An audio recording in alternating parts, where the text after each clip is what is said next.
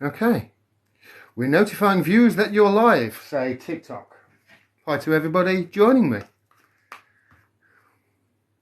We're gonna talk about the Metropolitan Police today, after the revelations over the last few days, or the last few years really, about them. But I just want to obviously wait until people join the stream, so I'm not talking to nobody.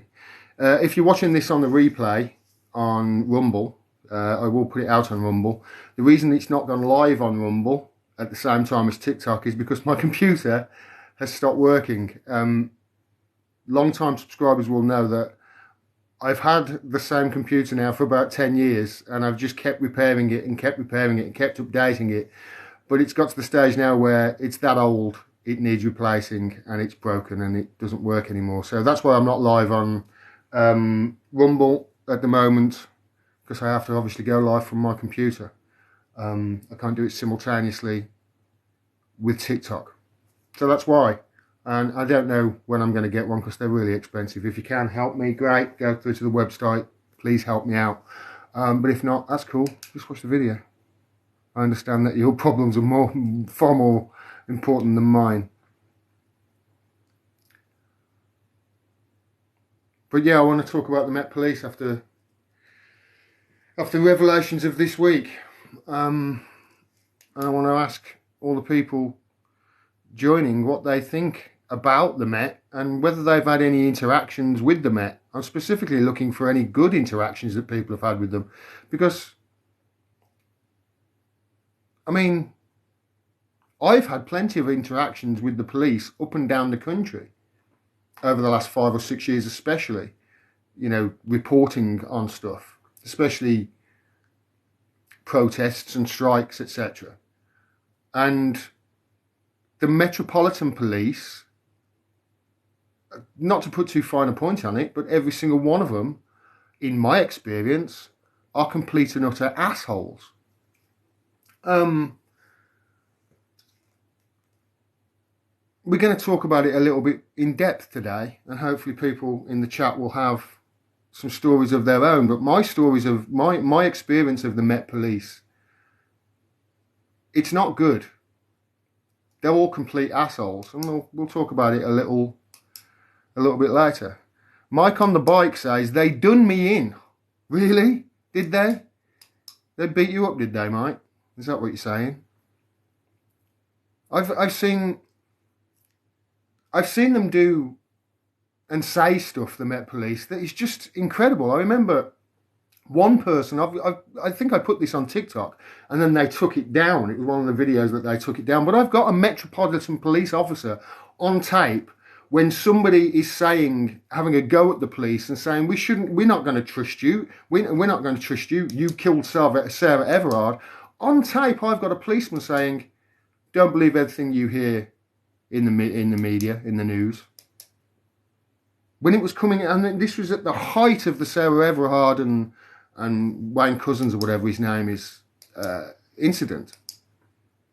My experience of them is not good. I am a journalist who covers, you know, Assange events and protests and strikes, etc. I've been threatened with arrest at least 5 times in the last few years, just for covering protests. Even if I identify myself as a journalist, it doesn't matter to the police, to the Metropolitan Police specifically. Let me know what you think. Mike says, yes, they beat him up. That's what Mike says. That's the first comment I've got in the chat here, is from somebody saying, they beat me up, the Metropolitan Police did.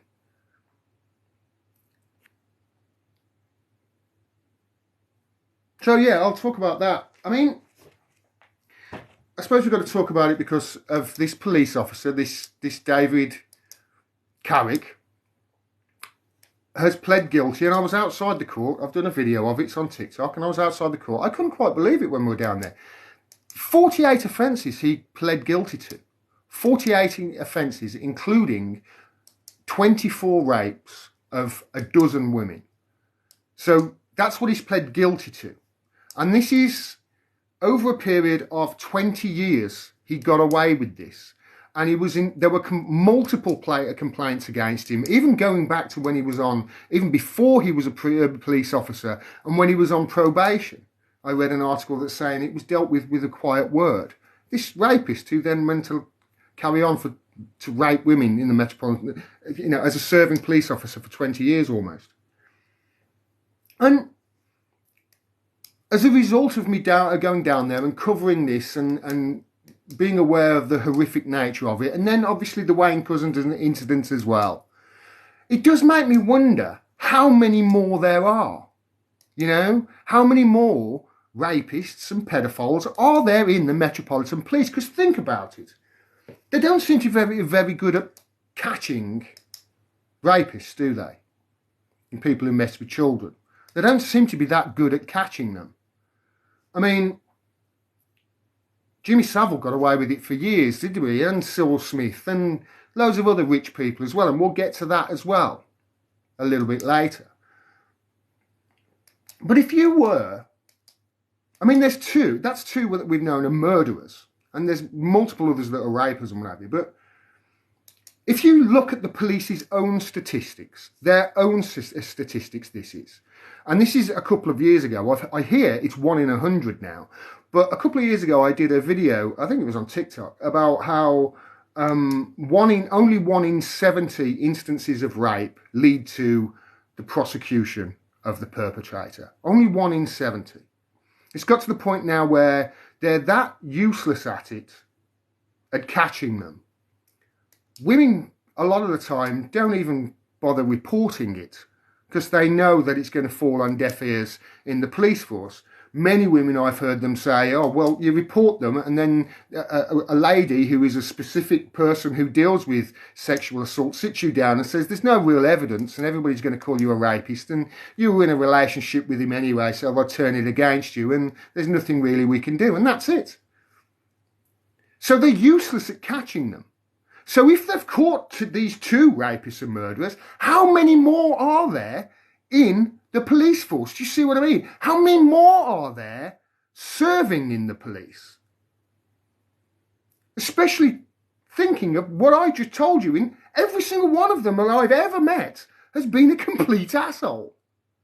Just think about that. And then think, hold on a minute. If you were a piece of shit pedophile or a piece of shit raper, right? And you were looking for a career where you would have lots of opportunities to do the nefarious things that you wanted to do. And you were looking for a career that, maybe gave you a certain amount of respect and trust from your unsuspecting victims.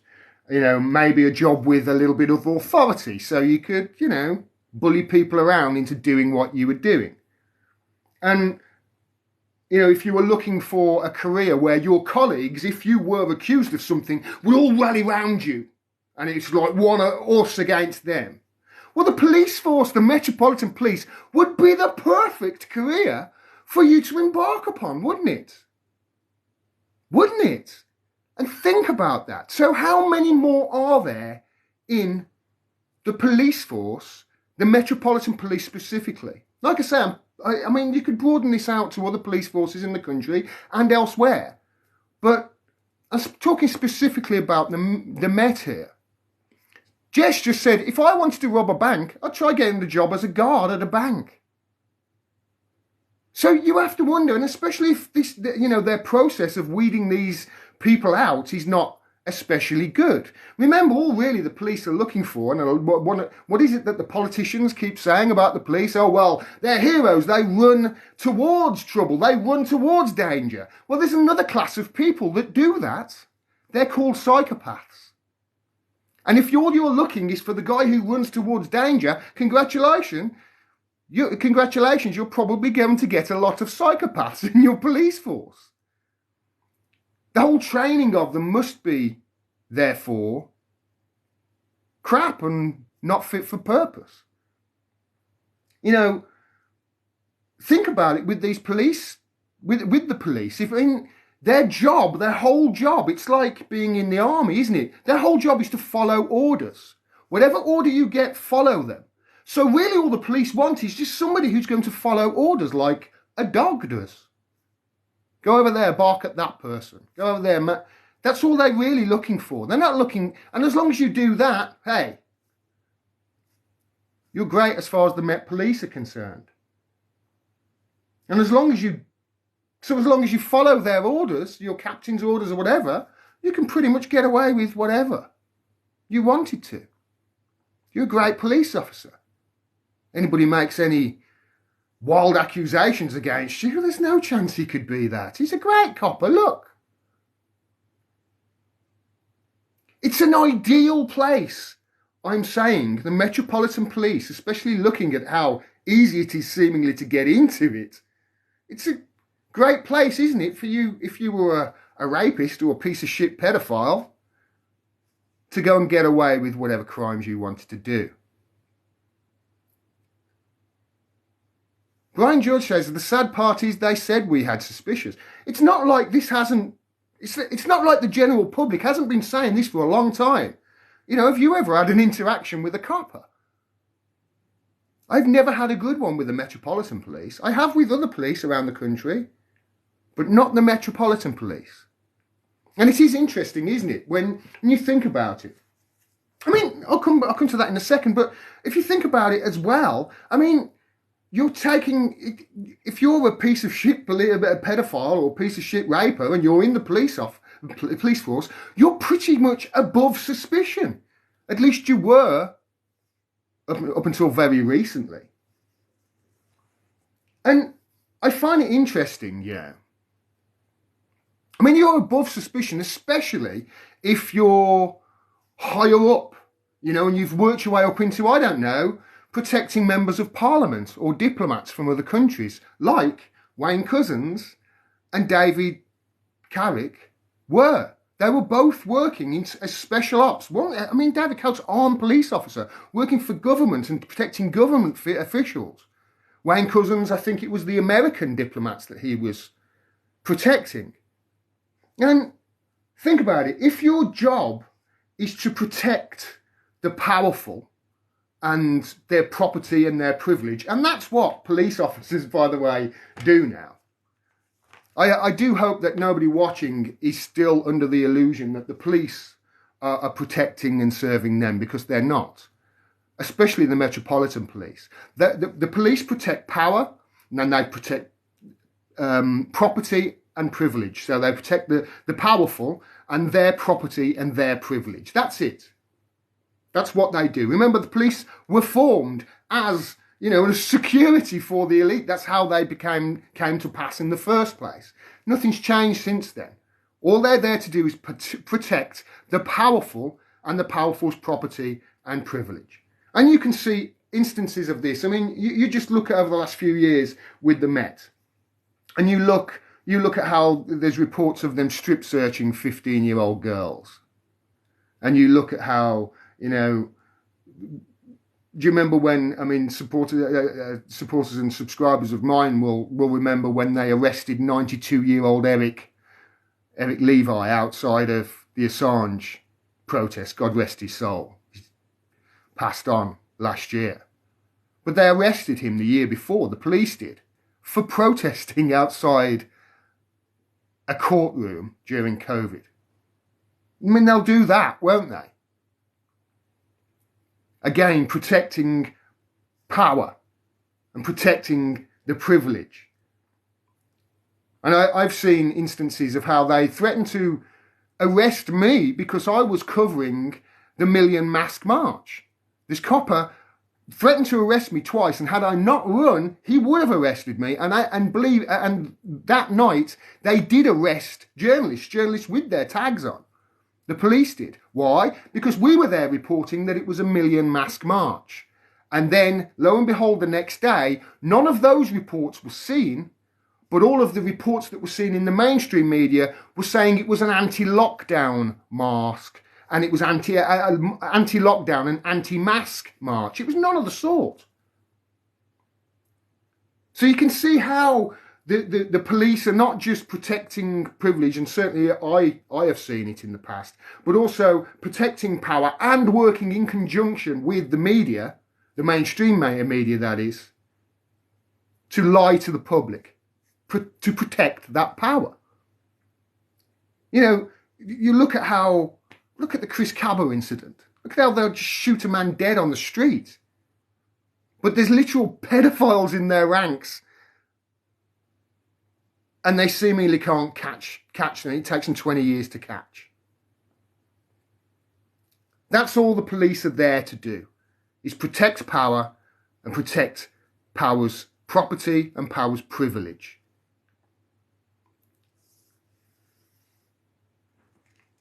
And on the flip side of that, right, if you're, let's say you are a rapist or a pedophile and you are in the Metropolitan Police, and let's say you are, you're Wayne Couzens or you're David Carrick, and your job is to protect the powerful. Your job is to protect, politicians and diplomats and whatever. You've got who are in highly respected places. If you, on the flip side of being a copper, if you're a pedophile, piece of shit, rapist politician, who better to be guarding you and to be looking after you and to protecting you than somebody who is also a pedophile, piece of shit, rapist? Do you see what I mean? Because Jimmy Savile got away with it for years, didn't he? What's his name? Cyril Smith. He got away with it for years, didn't he? He's a politician. Jimmy Savile, a knight of the realm. Sir Clement Freud. He's a piece of shit pedophile. It all came out after they died, didn't it? Why is that? Why can't they seem to catch them at the time? Is it because the people protecting them are also pedophiles? And then, if you couple that thinking in with, hold on a minute, isn't it Ghislaine Maxwell and Jeffrey Epstein? All of the people that they traffic those children to in this country, and there must be in this country, and in the US, none of them have been prosecuted, have they? And the FBI, we heard, have got the tapes of all these powerful people around the world that they were setting up these powerful people with these children. They weren't prosecuted. So you tie it in and it's like, well, okay. I'm not saying that being a Metropolitan Police officer isn't a tough job. Of course it is. Of course it is. It's a tough job.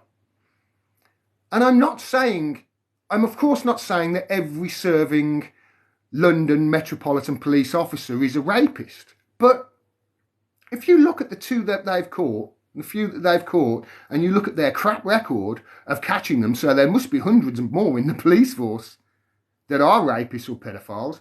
It's like, okay, I'm not saying every police officer in the London Metropolitan Police is a rapist, but is every rapist in London serving in the Metropolitan Police? Because it would be a really great career choice if you were a piece of shit, wouldn't it? And when you think about Maxwell trafficking kids to nobody in this country, apparently, well, it's not difficult to figure out how that is the case, is it?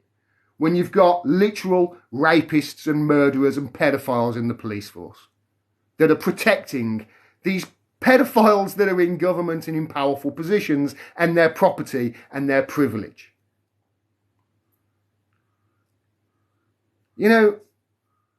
I've been watching a channel on YouTube recently called Auditing Britain. There's another couple as well, Auditing Yorkshire, where these people just go up to police stations around the country and just walk around publicly and just filming the police station, making sure everything's... Within minutes, the police are on them. In one case, there were 8 police officers surrounding this guy who'd got a camera outside a police station filming them. There were 8 policemen around him, threatening to strip search him and arrest him for terrorist offences and theft offences just because he wouldn't give them his name. He's auditing them, but he wouldn't give them his name. So they were threatened to search him and to arrest him just because 8 of them for like 45 minutes because she was standing there with the camera outside of a police station. Well, if there's 8 of you doing that, then there must be 8,000 trying to catch rapists, right? No, there's nobody trying to catch rapists. They're all accosting members of the public just because they won't give them their name.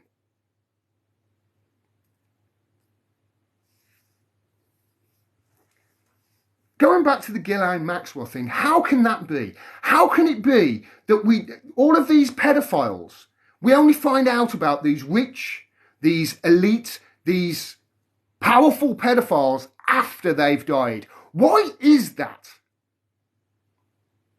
How can it be that Ghislaine Maxwell's clients have got away scot-free? Could a theory behind that be Ghislaine Maxwell's clients are in the police force and government? Because that's who she was trafficking children to. People in the police force and government. Do you think there's some secret, investigation going on and they're going to bring down? Of course they're not. There's going to be an investigation into this, of course. I mean, did you know that there's an MP arrested for rape last year? Did you know that?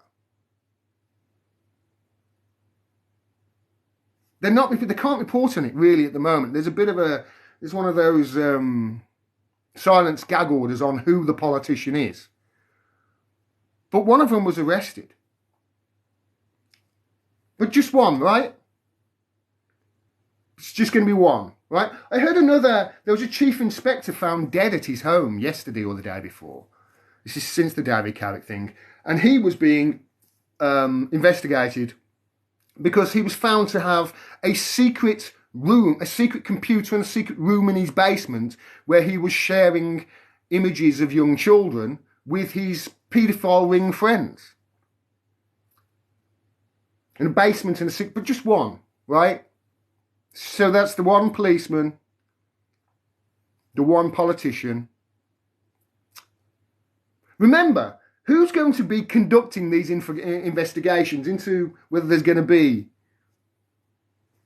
I don't know, hundreds of rapists in the Met Police? Who's going to be conducting those investigations? Don't forget the Royal says the original Centurion. Yes, I won't forget about that. Correct. Who was best friends with Jimmy Savile, seemingly? King Charles. Who was King Charles's? The guy that King Charles looked up to, as said he was his guiding light when he was a child. Lord Mountbatten, who we know now to be a raging pedophile and monster.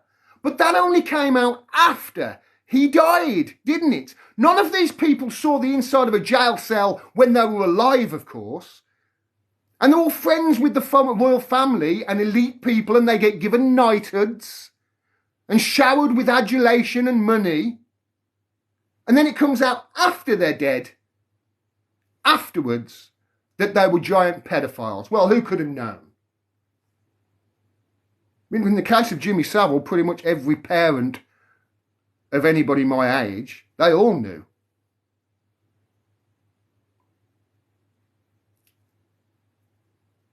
I mean, it sounds like it's all going to get swept under the rug, doesn't it? Because remember, any investigations into this, any of them, are going to be the cops investigating themselves.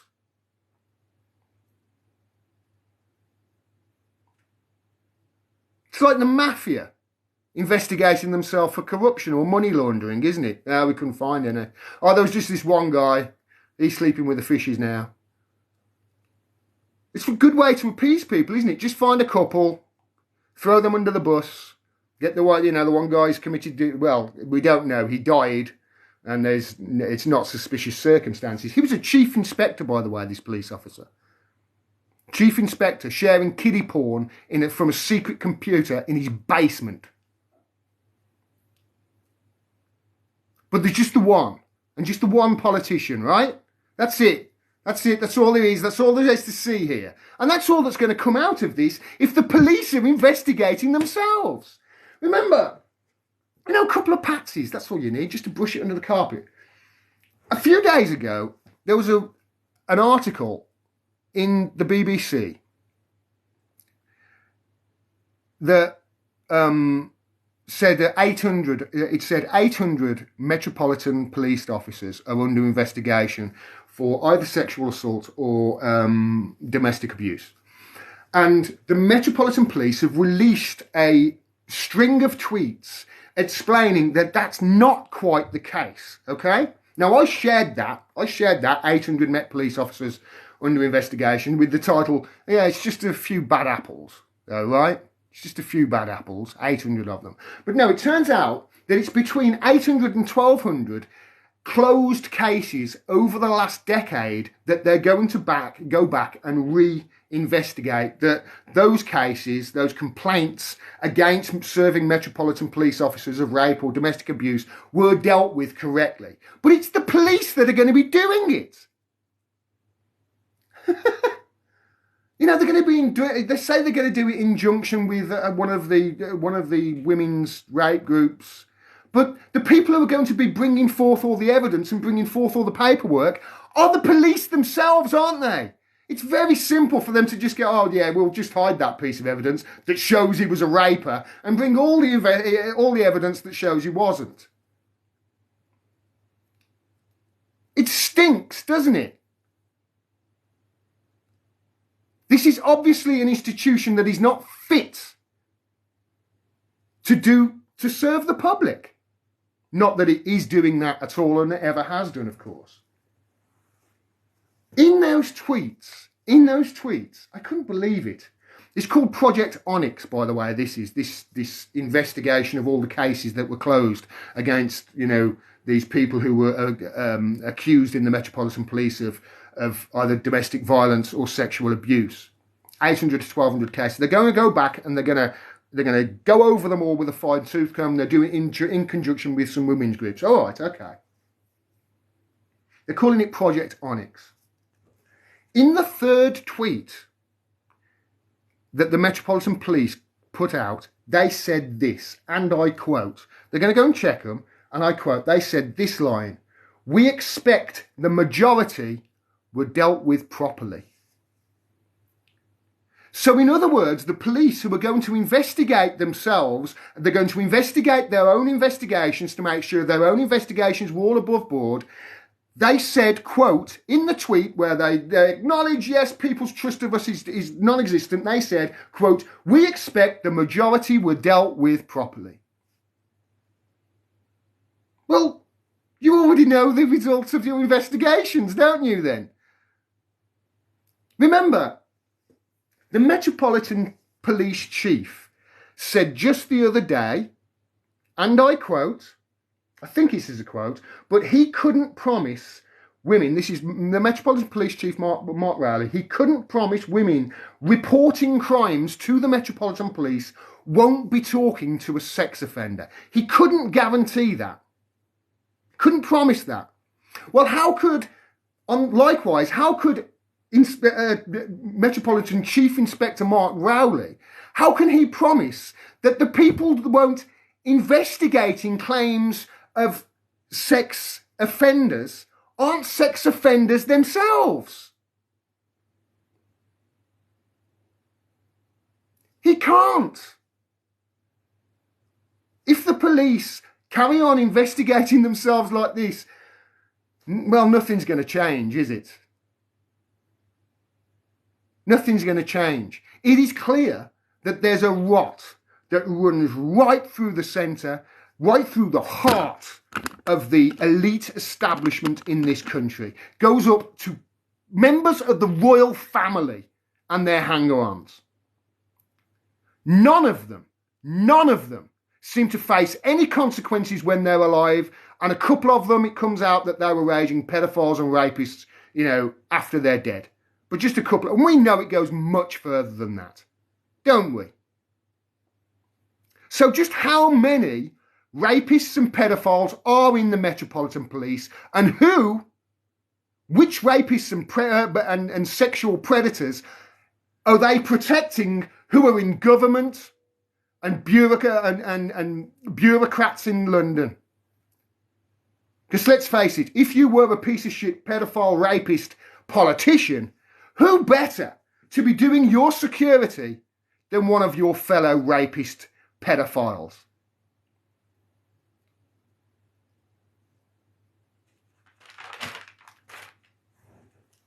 They're not investigating Ghislaine Maxwell. They're not investigating the elite. They're not investigating any of that. But you turn up outside a police station and start filming it with a camera. You watch how fast police officers start hassling you. I'm going to do this as an experiment over the next week or so, just to see what happens. Just to turn up in a police station and just start filming and not give my name. Not obviously commit any crime or anything like that. But you watch how fast. I am sure that I'm going to get hassled straight away. But they've got no time whatsoever to find out who Ghislaine Maxwell's clients were. None whatsoever. Maxwell had 14 different ways of contacting Peter Mandelson. Peter Mandelson, Tony Blair's spin doctor. Tony Blair, who basically handed the UK sovereignty to the United States on a silver platter.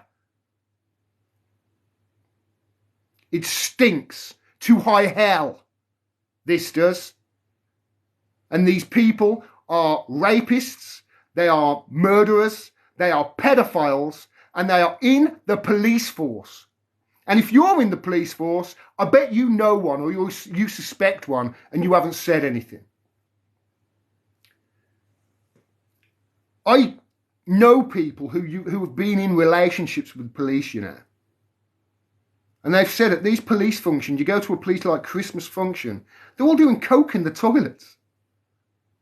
And then going out the next night and nicking people for doing this very same thing that they were doing the night before at a police function.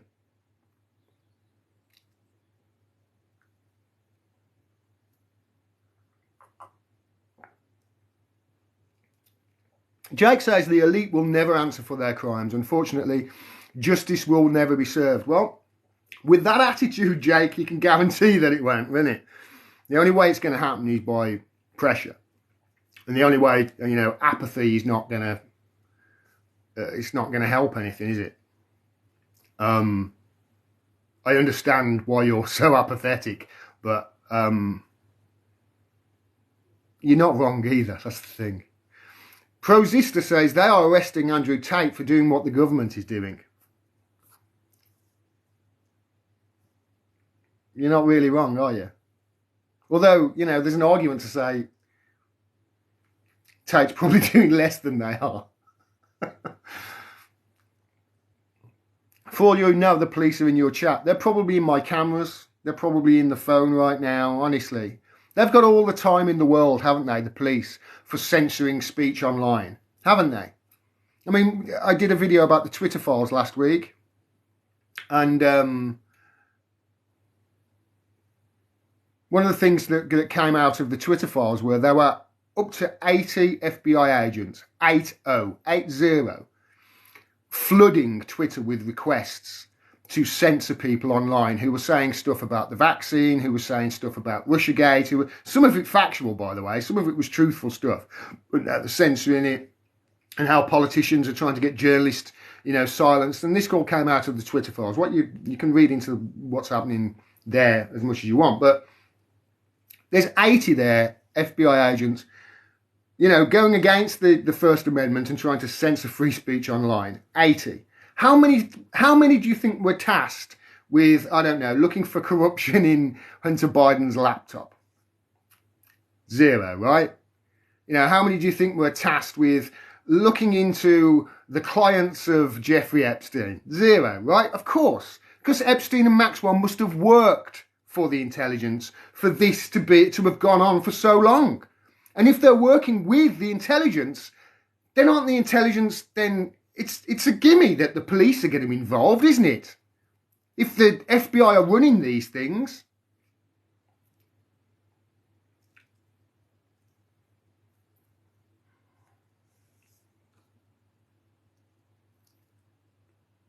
Bro, why are you hating on the US and the UK all the time, says Manadi Ahmed.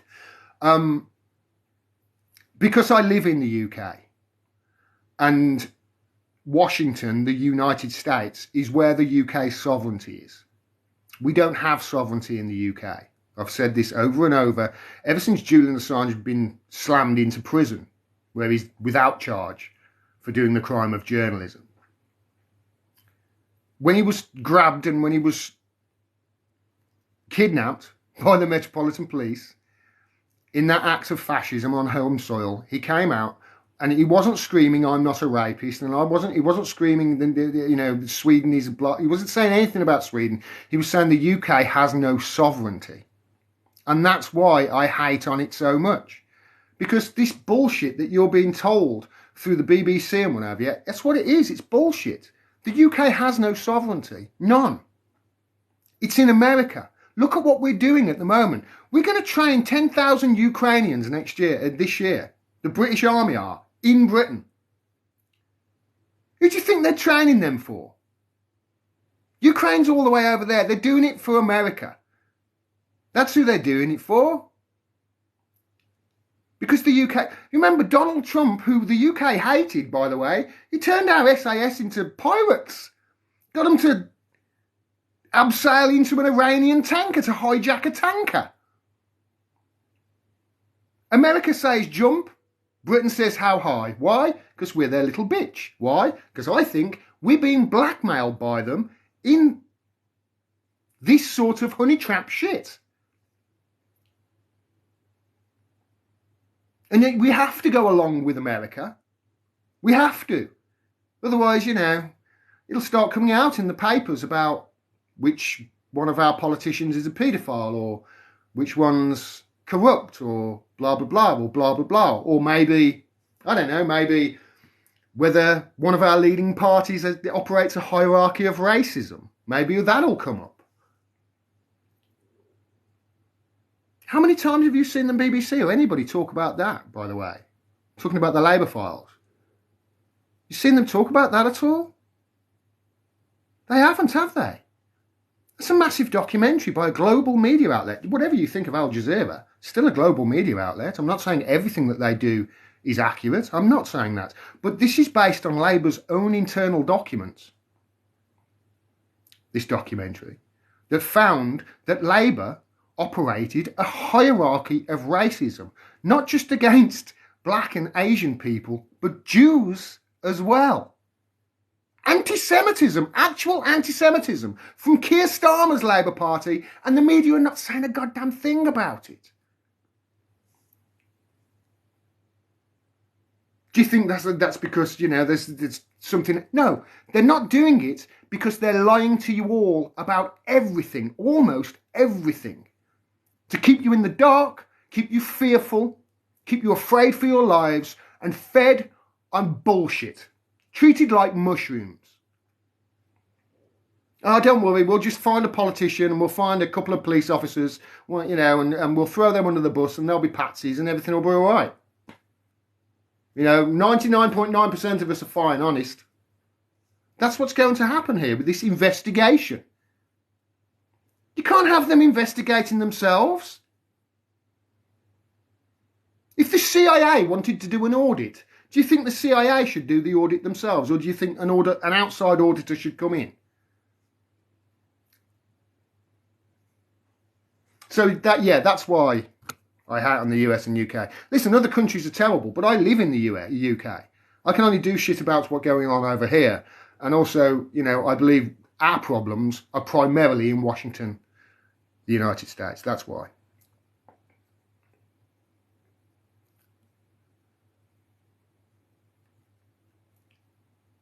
The UK have spiralled into an endless cycle of corruption. Most of us here have a boot on us, says Jake. The sad thing about it, Jake, is this. The UK, not just the UK, but the British Empire, it's pretty much all that's left of it now, or the remnants of the British Empire, is just a giant money laundering scheme. When you look at it, it's just a giant money laundering scheme. Basically the wealth in the United Kingdom and Britain gets sucked out of the centre of London, off to former colonies like the British Virgin Islands, etc., where they're, different laws, and there's lots of companies doing all sorts of tax fiddles, many of which have MPs from this country sitting on the board to give advice to people on how to avoid paying tax in Britain.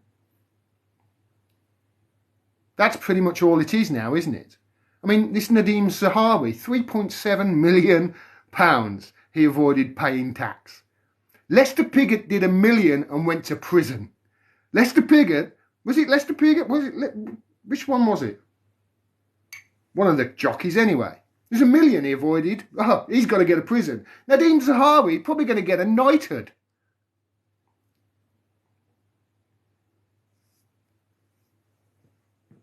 He was one of the original investors in YouGov, a conservative. And yet everybody quotes YouGov as the authority on on, you know, the facts and figures as to what support each party have got. I swear these polls are just there to, they're not there to inform public opinion. They're there to change it.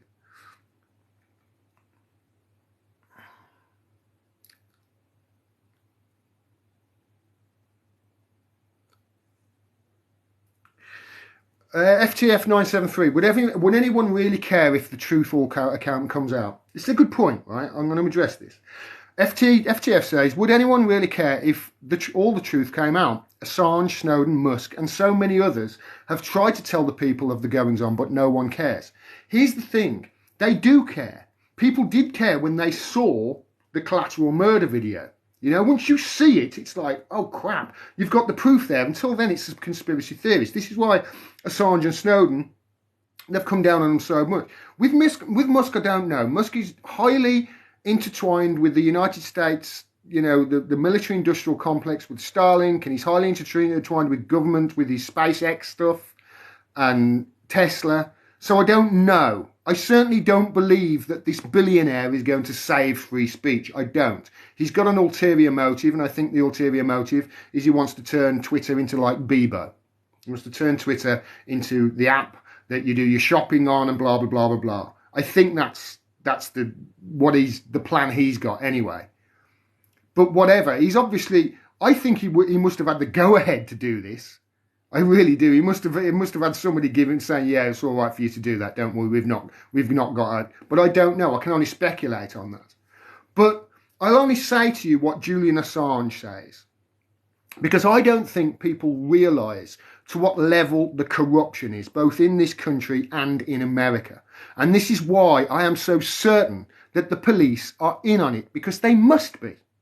The FBI must be in on the Ghislaine Maxwell, Jeffrey Epstein stuff. They must be. That is the only explanation that you can have for them not prosecuting a single client, is that they must have been working for the FBI in some capacity. They must have. Right? Give to me another explanation. And I don't think people have realised to just what extent the corruption goes. Remember, Julian Assange says this, and I think these are his exact words. When the truth comes out, the entirety of Washington will fall. When the truth comes out, the entirety of Washington will fall. That's what Julian Assange says. That's the level of corruption we're talking about here. That's why I talk about him so much. That's why I talk about the Ghislaine Maxwell, Jeffrey Epstein stuff so much, because it's all intertwined. These bastards, these pedophile rapists are fucking your kids and then lying to you about it. And nobody's investigating it, are they? So what does that tell you about the police force if nobody's investigating that? And the only people that we're finding are pedophiles, are people in the police force. So I think when we do know the truth, if we do, and hopefully it's coming, I do think Julian's right. I do think the entirety of Washington will fall, and with it, I'm sure, will go Westminster and London as well. A lot of it will come crashing down. And think about this, right? I want you to just think about this. Remember, our government are not doing anything to expose these pedophiles in their ranks, these pedophiles that Jeffrey Epstein and Ghislaine Maxwell were trafficking children to. They're not doing anything to expose them, and they're not saying anything about it.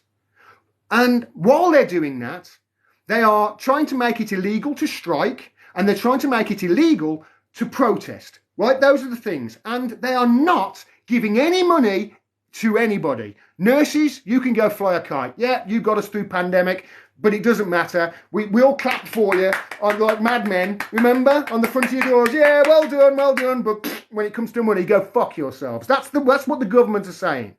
Right? The transport, the rail, the RMT, the rail union. What did they do? They kept the country going. The bus drivers and everything. They kept the country going during the pandemic. When it comes to give them a pay rise, fuck you, go fly a kite. The same for every nurses, go fuck yourselves. Doctors, the lot of you, you can't have a pay rise. But do you know who they have agreed a pay rise with? Do you know which unions they have agreed a pay rise with in this country? The police, the barristers, and the fucking prison staff.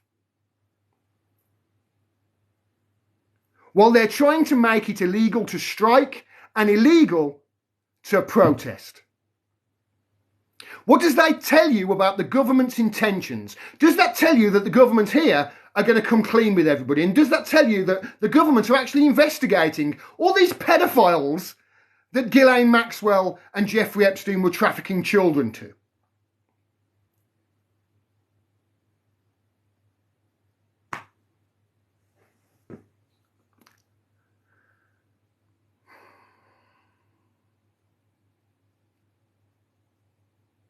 Have you tried Reddit as a forum for discussing your ideas further? I've got a Reddit account. I don't use it that much. I'm much there.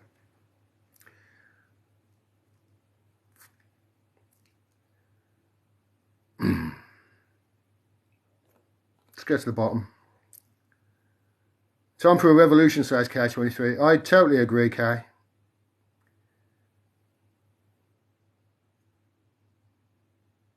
The government is not going to come clean. It's crooked as shit, says Buck Newton. This is why I do it. This is why I do what I do. And there's going to be less of it this year, unfortunately. I've got to make some money. I've been doing it for 5 years and I've not made any money. So I've got to make some money. I've got to focus on that this year. But that's why I do this. Because if we didn't try and hold them account, Julian Assange would have been extradited. He'd be dead already. Be dead already. You know, they're extraditing a journalist, remember, to the country that not long ago was plotting to kidnap and kill him in the centre of London. But they're extraditing him specifically because America pinky sweared that they wouldn't torture him. They said, yeah, we won't torture him unless he gives us reason to. And the UK, and some judge in the UK went, yeah, okay. A judge, by the way, that judge who did that, he's the top judge in this country. He inserted himself on that panel, right?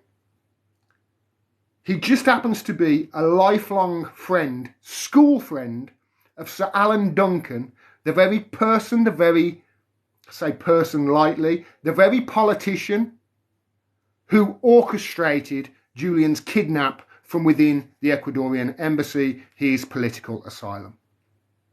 That's the level of the corruption in this country. That's the top judge, the highest of the high judge, inserted himself on the panel and then said, no, we overturn it. The extradition can go ahead because the United States pinky swear they wouldn't torture him unless he gave us reason to.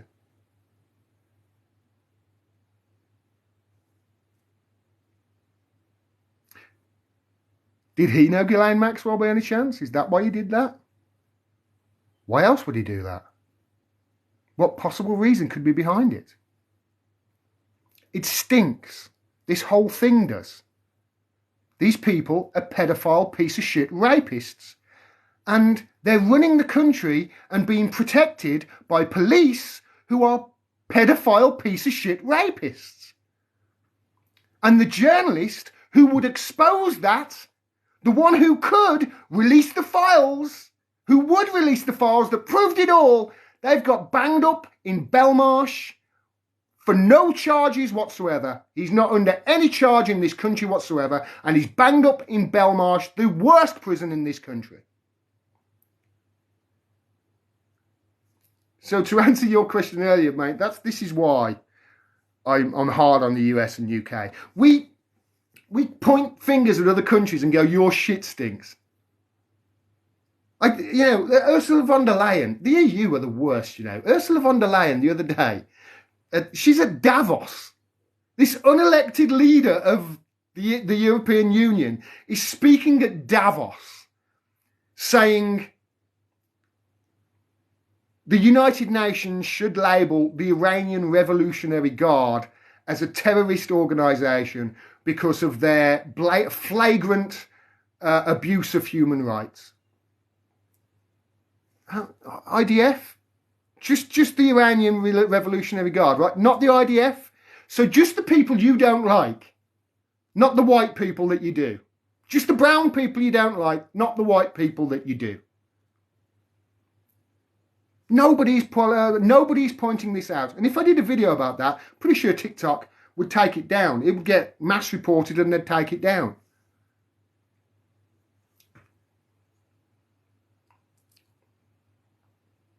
The RMT didn't keep shit going during lockdown because guess what? No one was moving. It was in lockdown. Mate, it's not just the passengers that were moving on the trail, on the trains.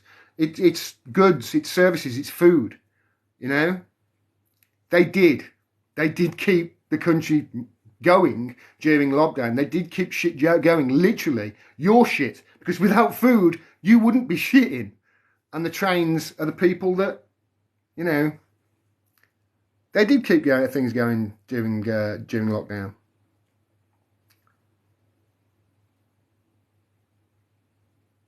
Jack says Elon gives me controlled opposition vibes anyway. He's playing this hero role. I don't buy it. I'm highly superstitious of Elon Musk. That is not to say that I don't think that what he did with the Twitter files was a good thing. And it's not that I don't think that the Twitter files is a huge story, because it is. This is government control over public discourse. This is fascism, literal fascism, that he's allowed journalists like Matt Taibbi to undercover. From before he was, it's still going on now. It's no real different now with Twitter. People are still getting banned. Craig Murray's locked out of his account. What's happening in Scotland is incredible. Is any Scots in? Bruno says Jill Dander. There you go, Bruno. You and me are on the same page, mate. Yeah. Stephen McTowley says, police departments are full of wife beaters, sexual predators and pedos, and other cops cover for them. Well, this is the thing, isn't it? I'm not saying like I say, I'm not saying that all serving Metropolitan London police officers are rapists. But is every rapist in London serving in the Metropolitan Police? And how many are there? And if you actually think about that amount of number, that it must be, because they've only caught a few. And their own statistics say that they catch 1 in 100, I think it is now. I said 1 in 70 earlier. I think it's a 1 in 100 I heard the other day. So that means there's hundreds in their own ranks. So that, imagine how many of their colleagues must be turning a blind eye to it. It makes you sick, doesn't it? How many? Remember, these are people that need lockers at work to stop them stealing from each other.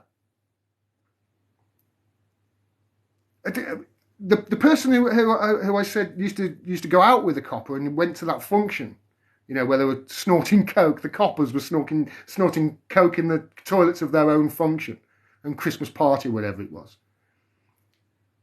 It told me that that copper, was always coming home every month or so, complaining that somebody had stolen some shit of theirs at work. A police station. His phone or something like that.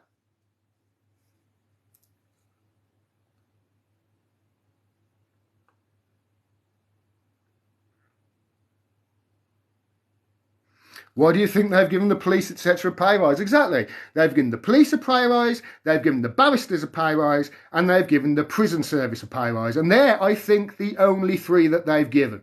What do you think that this government is about to go even more authoritarian and crack down even more on free speech and crack down even more on dissent and crack down even more on people telling the truth inconveniently for them? Or do you think that they've done all that because they're going to put the pedophiles behind bars? Of course they're not going to do that with the pedophiles. They're going to protect the pedophiles. The pedophiles are their mates.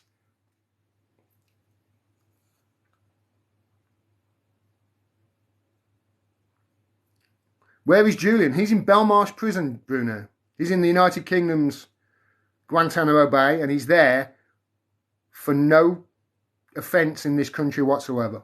None.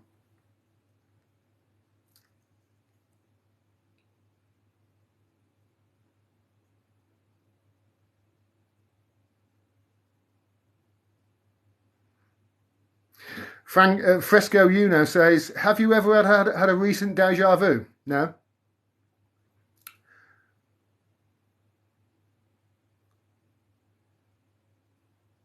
What do you think they have given police pay rises? Fresco Uno says, have you ever had a recent deja vu? No. Why has Ghislaine not named names, says David Edwards. This is a good point, isn't it? Why has Ghislaine not named names? Well, look at what happened to when Jeffrey Epstein was put away the first time in 2006, when the prosecuting attorney, Anthony Acosta, I believe he's on record saying he was told by somebody that Epstein belonged to intelligence, and that's why Epstein got put away for pedophilia, and he ended up getting a day pass at the prison, a wing, his own wing. He could go out whenever he wanted as long as he basically treated it like a Holiday Inn. That's the same thing Ghislaine Maxwell's gotten. We haven't even had a picture of her, have we? Apart from that fake one that she did outside the In-N-Out burger. We haven't even had a picture. I think the only picture that we've had from inside the court wasn't even a picture. It was an artist impression. We don't even know where she is. Do you know where she is? Have we seen any proof that she's in any prison whatsoever? That's why she hasn't named names. She's probably in Israel. Let's face it. Let's face it. I've seen no proof. None at all. I've seen proof that, and evidence that she was a trafficker of children to pedophiles, but no pedophiles have been prosecuted. That's why she's not named names. She's been given a cushy place somewhere, maybe in Israel, who knows. Jack says, this stuff is depressing. I don't know how I'm still sane. Jack, you and me, you're talking my language, mate. I've had serious mental health problems because of covering the news over the last 5 years. I know friends in independent media who have said to me the same privately. Mate, I've struggled too. I've just been, more vocal about mine. But the gaslighting from the government it's unbearable almost.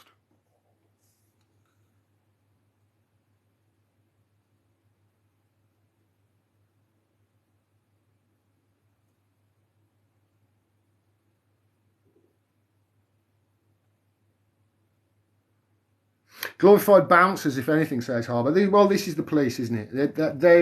They're not there to protect you. And they're not there to serve you. They're not. They might say that, but they're not. The police's primary objective is simple. Protect power and protect power's privilege and property. That's it. That's it.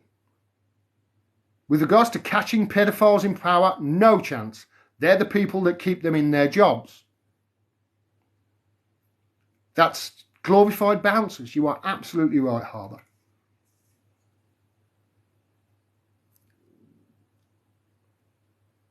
The police haven't been given a pay rise. Yes, they have, Alkaline. The government have, last year, They agreed, I think, 8% over 4 years, something like that. Don't quote me on the figure, but they've agreed.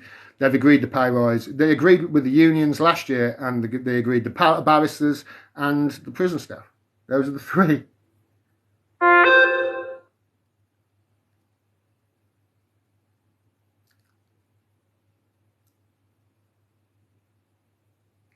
My son-in-law is a sergeant in the Met. I can confirm there has been no pay rise. The government have agreed with the union a pay rise. They might not have gone it yet, but they've agreed a pay rise with the union. I think over the next 4 years, if I'm right. If I'm not right, please, Jerry. Thank you, Jerry, for that. If I'm not right, please let me know. Email me or something just to make sure of that. But I'm pretty sure that the government have agreed with the unions their pay rise going forward. With the police, I'm sure. And the other two are, like I say, the barristers, because they threatened to go on strike, didn't they, last year, and they've withdrawn now because they've agreed it with them, and the prison staff.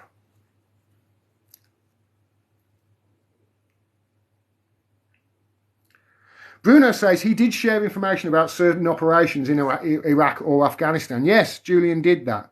That's not a crime. That's called journalism, Bruno. Remember, he shared that information through The Guardian, Der Spiegel, New York Times, Washington Post, and whatever. They published it as well. He hasn't committed actually a crime, and that's not a crime.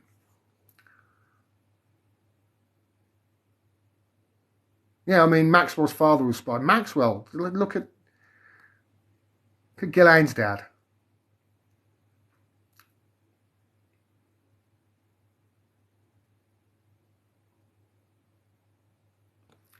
What evidence have you seen of her wrongdoing, says Rossi? Well, there's all the testimony from all the witnesses, etc.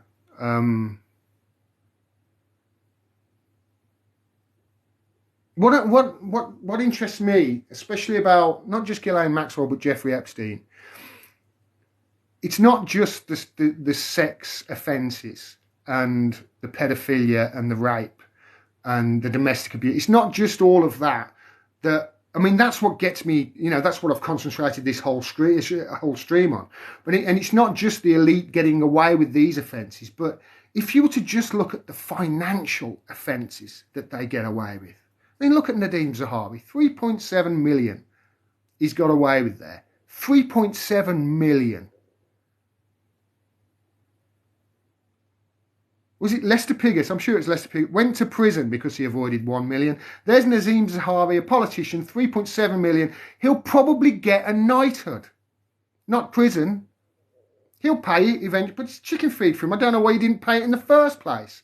Why they've got to construct these little tax things where his mom and dad are doing a trust that he hands the keys to YouGov over to. It's just sickening. The amount of money that they are stealing from people's pockets is unimaginable. Jeffrey Epstein, he was in a massive financial scandal, in the late 80s this was.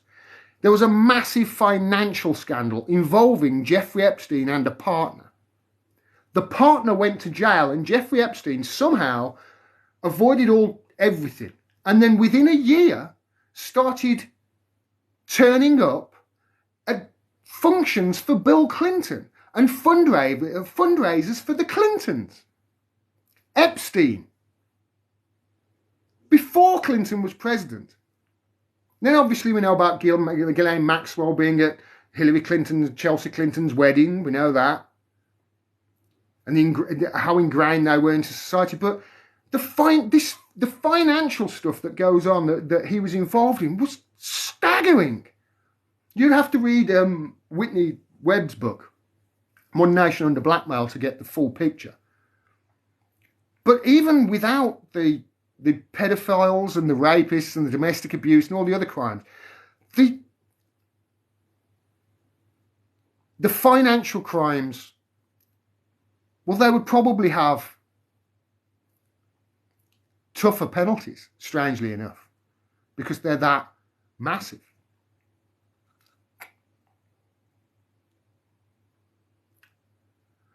What's your thoughts on Andrew Tate? Says FOMO Crypto Man. I think he's an actor. I think he's playing a role.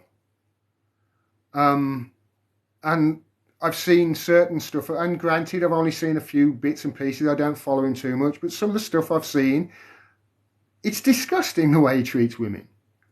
But he's an actor and he's playing a role, and you've got to understand, you've got to imagine, why has this come up now? Did Ghislaine Maxwell No, she didn't traffic these kids to get Andrew, but they're concentrating on Andrew Tate, right? I do think he's a piece of shit, I do, but I haven't seen much. And I am fully aware of the ability of Western media to turn people who, what was it Malcolm X said?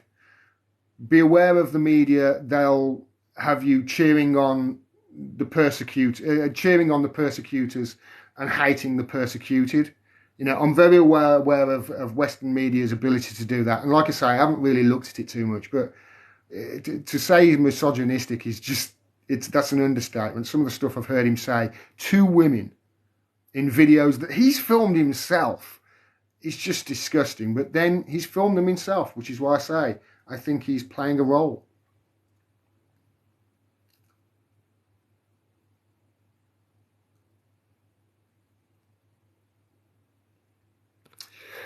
Do you know about the DCI and the MST who unalived himself last week? I assume that you meant unalived, Edwin. Yeah, we talked about that earlier. I think you were talking about, was it Chief Inspector? Yeah, it was DCI, you're right. Yeah, he was found unalived at home after they found images on a computer of kids that he was sharing with a pedophile ring. But it's just the one. They'll find a couple of patsies. They'll throw them under the bus, and they'll think, right, okay, we can carry on as normal then. We're all right, we can carry on.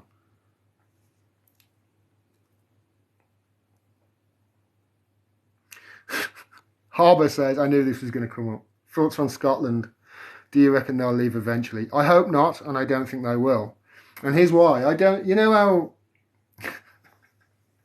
Nicola Sturgeon, So let me get this straight, right? They've put through this. So for those of you that don't know, the Scottish Parliament have written a bill and they want to make it legal for, I think, don't quote me on this, but I think what they want is to make it legal for as soon as somebody's 16 to be able to say, right, okay, if they're a girl, I'm a boy now. Or, if they're a boy, I'm a girl now. Or, I don't know, a non-binary thing, or a pencil, or an Apache helicopter, or whatever. I don't know. I don't know the ins and outs of it, but basically they've written this law to say that you can change it, legally they can change their gender at 16. I think that's right. And then the UK Parliament have said, no, you can't do that, that's stupid. And then in response, Nicola Sturgeon, remember this bill has got 20% approval in Scotland, right? Only 20% of people approve of this bill that's gone through. And then the United Kingdom have vetoed it. Westminster said, no, you can't do that. It's gone back to Scotland. And then Nicola Sturgeon, in her brilliance, has therefore said that we need our independence because of this issue. So essentially, what Nicola Sturgeon has done now is tie the independence of Scotland. I mean, this person who allegedly wants independence for Scotland and allegedly has been fighting for it for ages. This person, Nicola Sturgeon, has now, with her SNP, tied her own country's independence to a bill that her own country, only 1 in 5 people support. Tell me you don't want Scottish independence without telling me you don't want Scottish independence. That's what I think on Scotland.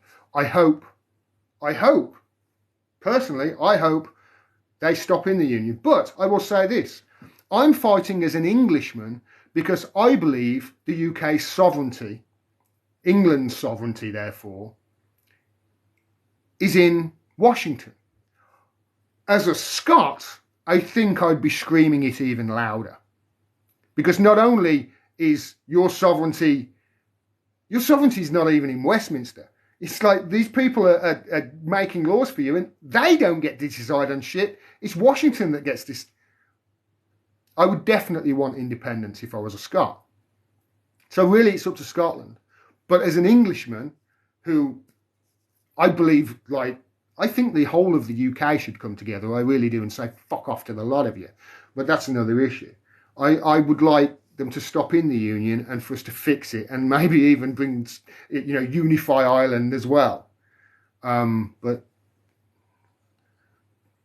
people say I'm a dreamer, but I'm not the only one.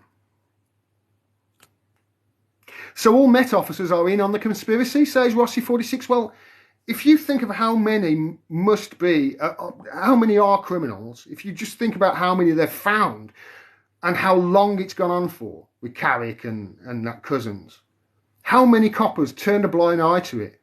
Remember, Carrick's nickname in the force was Bastard Dave, and Cousins' nickname in the force was it Mr. Rapey or something like that, So they know. Even if they're not a rapist or they're not a domestic abuser, they probably suspect one of their colleagues that is.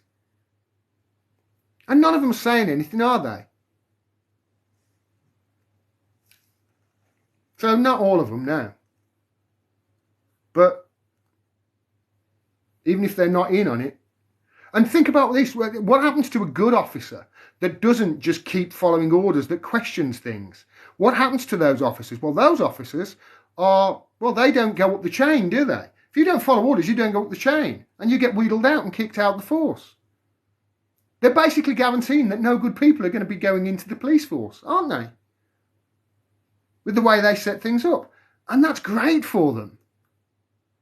And the pedophiles and rapists that they protect.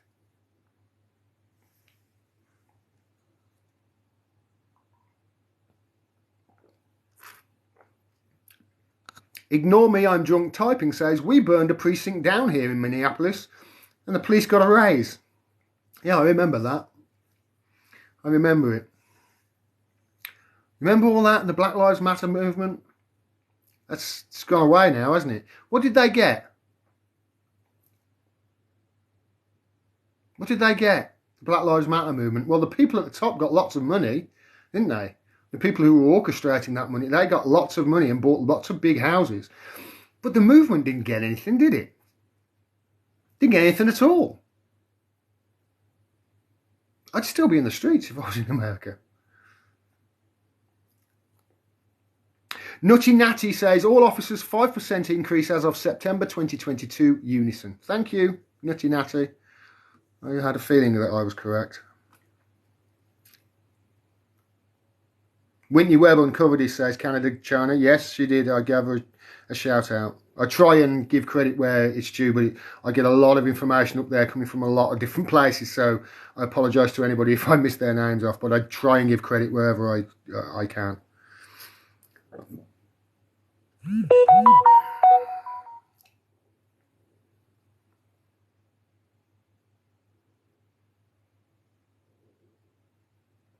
No one asked about Andrew Tate, you reading in imaginary comments. Yeah, they did. It was further up.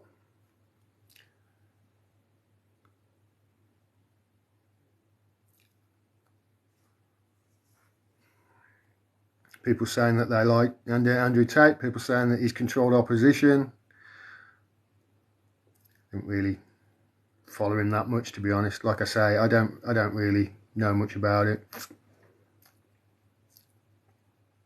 Tina K, to have transition surgery, the 16. No, I think they can just say, yeah, I'm a man now, and change their birth certificate at 16. I don't think they have to go through any.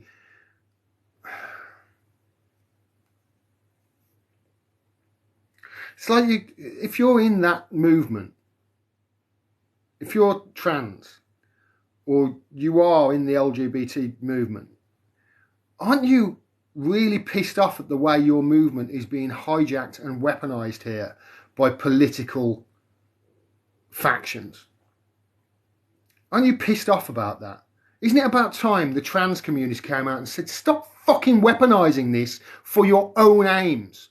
We're people, and we deserve respect, and we deserve actual talking about this, instead of people weaponizing this cause for their own gain, which is what's happening here. Nicola Sturgeon doesn't give a shit about you. She couldn't give a toss. But she'll weaponize and use you for her own gains. And personally, I think her own gain is pretending she's for independence when actually she's not. All she's really for is keeping her own power. And I'd like to put it to you, Scots, who votes for Nicola Sturgeon? Do any of you? Have any of you ever voted for Nicola Sturgeon? Think about that. And by the way, while all this is happening with Nicola Sturgeon and the SNP and this trans thing, the journalist who has been the most critical of Nicola Sturgeon in the past and actually went to prison based on reporting of the SNP and a scandal surrounding it, Craig Murray, he's locked out of his Twitter account all of a sudden and can't get it back. Not only locked out of his Twitter account, but Twitter have shadow banned him as well. So he's been locked out of his account and he's shadow banned so people can't find him in searches. While this is all in the media. I mean, you know, you don't have to be a conspiracy theorist to be finding them everywhere, can you? Do you? In today's climate. Scotland has wanted independence from England for years, says Mr. Mixmaster. I agree. I don't believe Nicola Sturgeon does.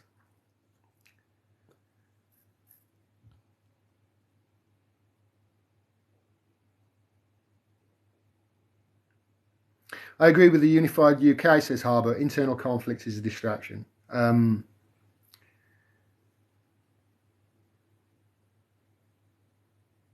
mean, if Scotland gets independence, what's it going to do? Rejoin the EU? Because that's what she's talking about, isn't she? Sturgeon. Weaponising, wanting to go back in the EU. Weaponising the EU. It's all fake. It's all nonsense. Look at Starmer. Starmer was the same. Oh, we've got to get back in the EU. As soon as he got power, oh, fuck the EU, we're out now. We've got to work. He's over at Davos at the moment, Starmer. He's making a speech saying Britain is open. Come and do business. He's not on the picket lines with the unions. He's at Davos. What does that tell you about the opposition in this country? It's so funny. It really is. It's so funny. And they say we've got to protect Ukrainian democracy. We're going to send tanks to Ukraine to protect their democracy. Well, first of all, we don't have it here. And second of all, our own reporting for 8 years prior to Russia's invasion said that Ukraine was a massive basically a massive way to launder money, the most corrupt country in Europe. Oh no, yeah, it's got a massive neo-Nazi problem.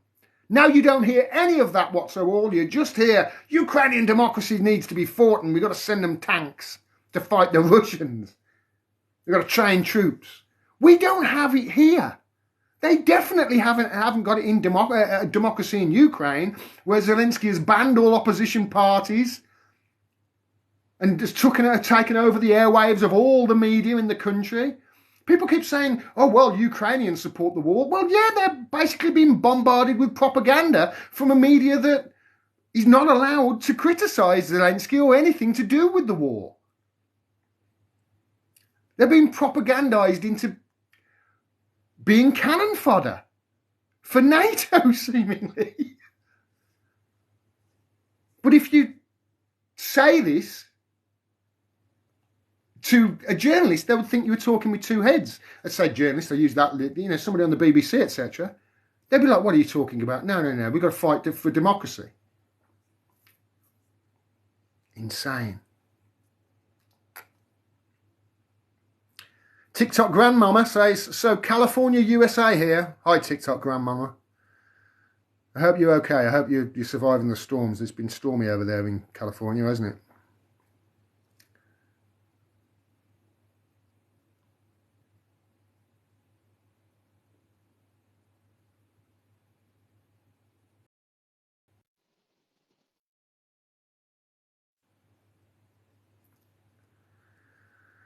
I really want to know what's next. Like, what's the answer to a better future for us and our children, says Amy Wallace. Hi, Amy. I believe transparency. I believe at the moment, the way our country, especially in the UK, is run, we've got it all back to front. Because right now, there's transparency when it comes to us, and there's secrecy when it comes to the elite and power, isn't there? It's total secrecy of what's actually going on with them. Meanwhile, they can look up anything they want on us at the when a police officer asks you for your name, you're not just giving him your name. What you're actually giving him when you give a police officer your name is your name, your date of birth, your address, how many kids you've got, whether you've ever been in trouble with the law in the past, how much, they've got all of the information on you at their fingertips. Police officers, we haven't got any information on them at all. We don't really know, we can't look up who they are. We need some way of reversing this. We need some way, so for us, we've got protection, we've got anonymity. And then if there's something that we're suspected of doing wrong, or they can prove that, or they've got evidence to say that we've been involved in the crime, then they should be able to extrapolate whatever information they want to do their investigation. But at the moment, it's a free-for-all. They've got all the information they want on us, down to our social media sites, pretty much, and they can listen to us through the phone if they want to. We know that they can do this, and they can do all that against us. But what have we got to be able to hold the elites to account? What have we got? All we've got is a democracy, and they've hijacked that as well now, haven't they? We've got the choice between a right-wing, anti-strike, anti-union party that is pro-war and loves Netanyahu, and the Tories. That's our choice. A right-wing, anti-worker, anti-union party that loves war and all things Netanyahu, or the Tories. That's our choice. The problem is that if your democracy is going to be like that, with your two main, you can set it up like that, can't you? And look at what they did to Corbyn. And look at how nobody in this country will talk about the Al Jazeera documentary that goddamn proves it was a scam all along. It stinks. These people are corrupt, pedophile, rapists. And they're racist as well, pointing fingers at the most anti-racist politician in my lifetime, calling him a raging racist that hated the Jews. It's no wonder people have had such mental health problems over the last few years when you've got your own politicians, human rights lawyers. Keir Starmer is a human rights lawyer. But he doesn't agree that Israel is an apartheid state, even though every single human rights organisation around the world says so. Well, who do you work for, Keir? Which country do you actually work for?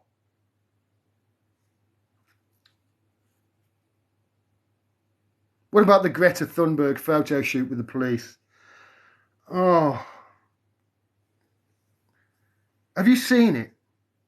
They literally stopped for photographers, the police did, and then picked her up and carried her off. They literally stopped for photos.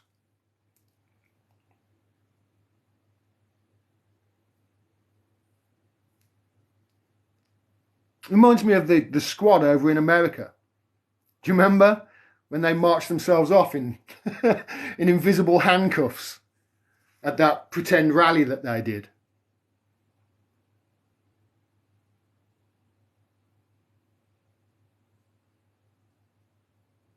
Shah says, elaborate on how the trans community is getting weaponised. I've just missed what's going on. Well, I did a video a few months ago, actually, Shah, and I've ended up at London Pride, the Pride movement, a few times, and if you go back and watch that video, I elaborate on it a little bit back then. It's on my Rumble, it's on my YouTube channel, so go and check them out. But yeah, the the trans issue in Scotland, an issue, a bill that has got 20% approval in Scotland.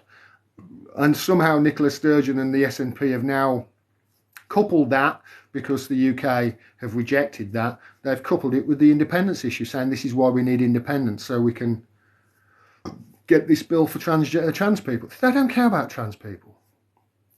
They care about a pretend fight for independence and keeping you, Scottish people, you average Scot, treating you like mushrooms, keeping you in the dark and feeding you on bullshit. You should go and read Craig Murray's articles about not just Nicola Sturgeon, but specifically the trial of Alex Salmond. You should go and read them. Nicola Sturgeon will weaponize anything, in my opinion. Anything, including rape and sexual assault, to go after a political opponent. She is not a good person. Not in my opinion. I trust Craig Murray.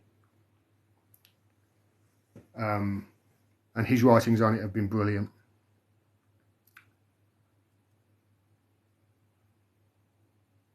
The WEF owns Sturgeon, says Gobichik. The WEF own way too many of our politicians. Rishi Sunak. The list of World Economic Forum members in our government. It's sickening. I mean, how they can say we're a democracy now is unreal. Bill Gates has more of a say on what goes on in this country than you or I do. Fucking Klaus Schwab.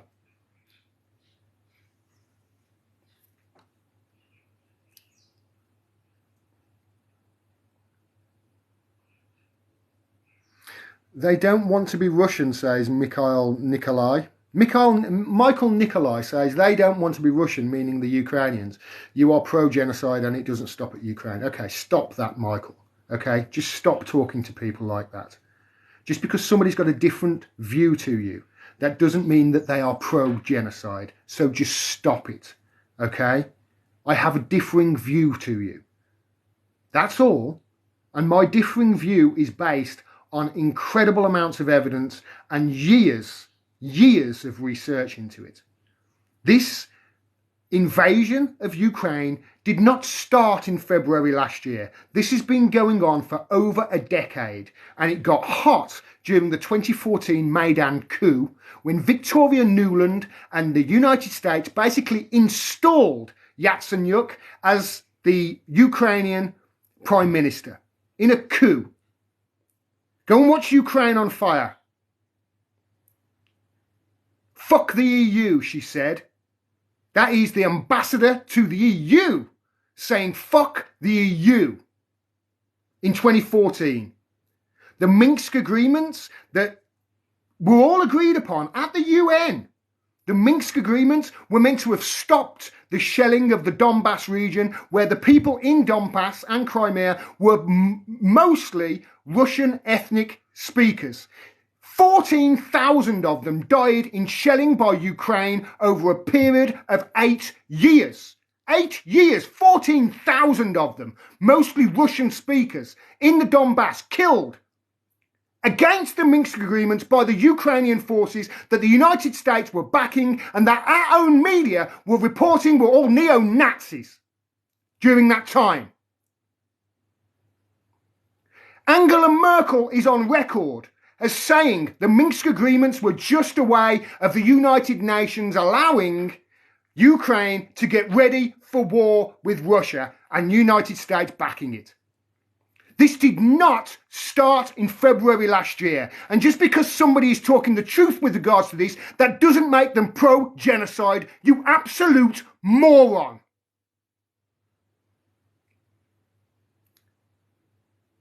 I have forgotten more about the Ukraine situation than you probably will ever know, mate.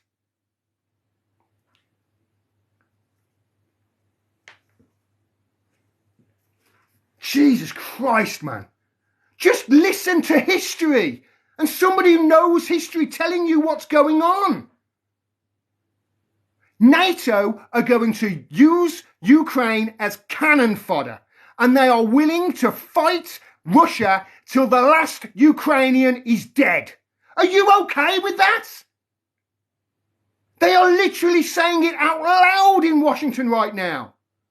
Mitch McConnell saying it out loud. We like the way this is set up. And also, they're only going to give Ukraine in just enough weapons to make sure that the Russians don't lose, the Russians don't win it in a big win, a big victory. They're just going to give them just enough weapons to keep the war going. Why? Because they're all making billions, you muppets. All of those people in Washington that are talking about this and are pro this war, they're all being paid by Northrop Grumman and Lockheed Martin and Raytheon and Boeing. That's who funds their fucking campaigns.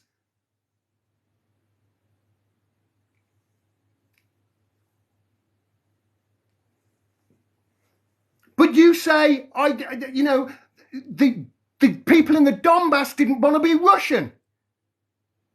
They're Russian ethnic speakers, and Zelensky and Ukraine shelled them for 8 years, killing 14,000.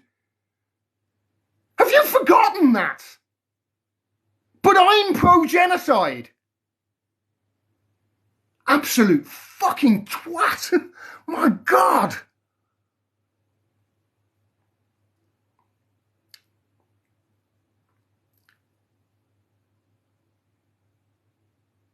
Well, not enough people. This guy, oh my God, Michael Nikolai. Mate, seriously, put the phone down and go to a library and start reading history. Start with the Maidan coup. Instead, in fact, turn your TV on and find Oliver Stone, Ukraine on Fire. Go and watch that. Educate yourself on the history of Ukraine before you start calling me pro-genocide. Go and listen to Victoria Nuland saying fuck the EU and saying, yeah, Yatsy's the guy. Basically installing the next leader of Ukraine in 2014. When the United States go anywhere, in any country, anywhere, when the United States want to get rid of a leader, let's look at Syria. Look at how they did it in Syria.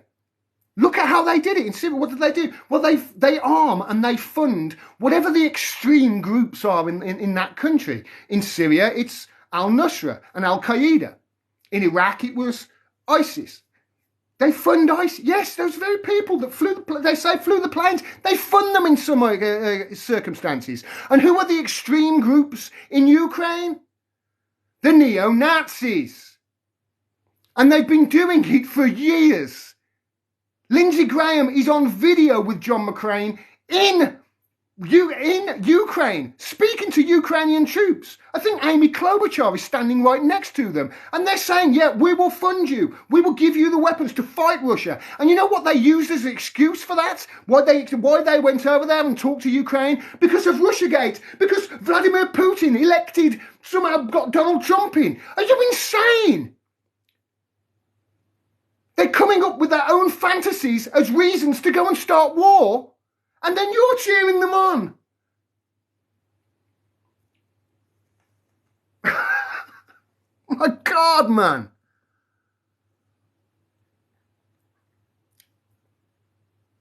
I'm sorry, people. It makes me so mad when somebody so fucking uninformed comes into the chat and just says, I'm pro-genocide, because I tell the truth about what's going on in Ukraine and give you the factual evidence and the history to back it up and actually what's gone on there. Go and look at The Guardian, The Times, any newspaper pre-February 2022. Go and look. Go and look at all the reporting for 8 years before that they did. All of it will say how Ukraine, there's a massive expose by a conglomerate of journalism just a year before, saying how Zelensky had got all this money in offshore stuff in the British Virgin Islands, and Ukraine was the most corrupt country in Europe with a neo-Nazi problem. But now if you speak that, you're a conspiracy theorist. The Western media said it for 8 years.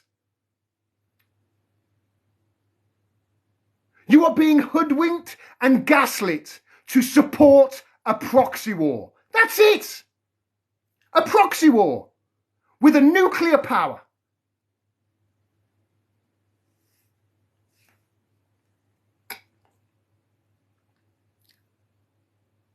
My gosh.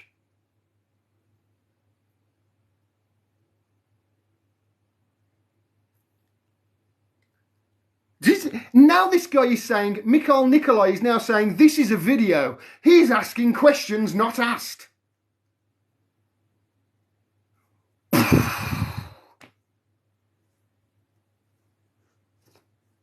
You fool.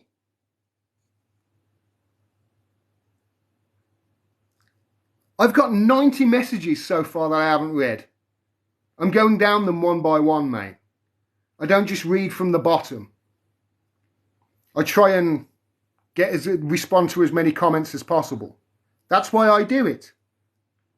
But you, who think I'm pro-genocide, came up with your own conspiracy theory, didn't you, as to why there was a bit of delay.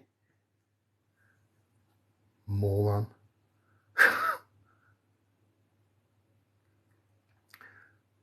Annie X says, you are one of the people I listen to and believe you speak the truth without bias. Thank you, Annie.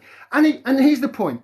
I'm not, and to that Mikolai guy as well, I'm not always right. If you can present me with evidence to prove that I'm wrong, I will change my opinion. I have proved it in the past. I've done it.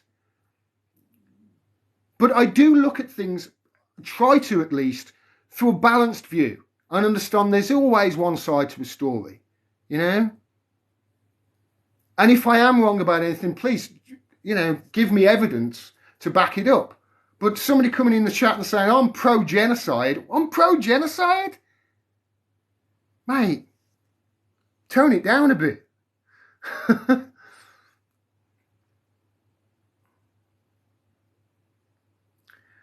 And PM says, what about Zelensky making a speech at every US celebrity award show? It's perfect, isn't it, for you? It's so fake, America is. It's so fake. It's all glitz and glamour and no substance, isn't it? You know, they've got basically homeless people sleeping under every bridge in California. If people are in America right now, tell me I'm wrong. Tell me the homeless problem in America isn't off the scale. Tell me. But there's hundreds of billions for Ukraine. It would cost 40 billion. Check this, Google it. It would cost 40 billion to solve homelessness in America forever. They've given that, they've loaned that Ukraine just in the last year for weapons. That should tell you where their priorities lie. And why do they do that? Well, because the weapons companies fund the politicians who are going out there and spinning you and telling this bullshit.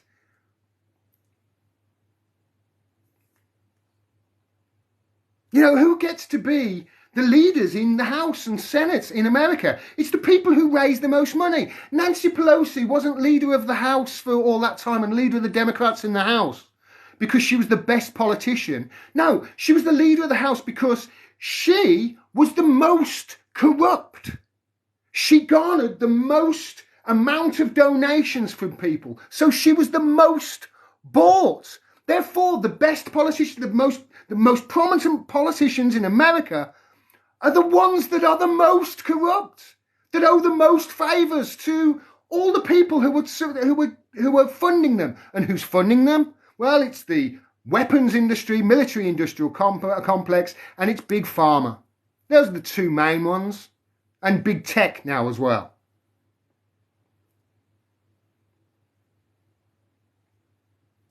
But somehow it's me. I'm pro-genocide.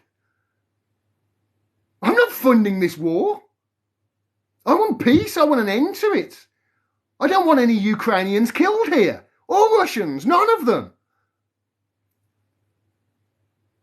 What is it? You know, in George Orwell's 1984 has a line in it that says war is peace. This is the propaganda. War is peace. You've literally got them saying this right now in Davos. Right now.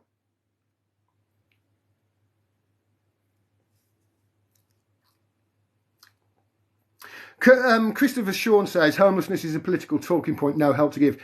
I was just pointing it out, mate. I was just pointing out where the priorities are. You know, they could end homelessness or they could send 40 billion into Ukraine. Well, the homelessness is not going to, nobody's going to get any money for that, are they? It took them 10 days to get water to the Superdome during Hurricane Katrina. It takes them 10 minutes to get rocket launchers to Ukraine. Their priorities, it's all built around weapons and the military industrial complex in America. That's all they do. It's all they manufacture now. And by the way, the people who manufacture a lot of the stuff to do with the police, and I think it's 99% of the police uniforms and the soldiers' uniforms, do you know who manufactures those in America? Prisoners. The people in prison. Oh yeah, that's right. They've legalised slavery over there. It's all in the prisons now. 5% of the global population, 25% of the global prison population.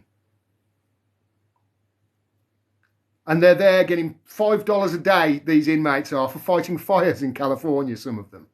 Kamala Harris, the Vice President of America, actually fought against the early release of prisoners in California when she was Attorney General, because she said it would affect the workforce for the firefighters who were fighting the forest fires over there.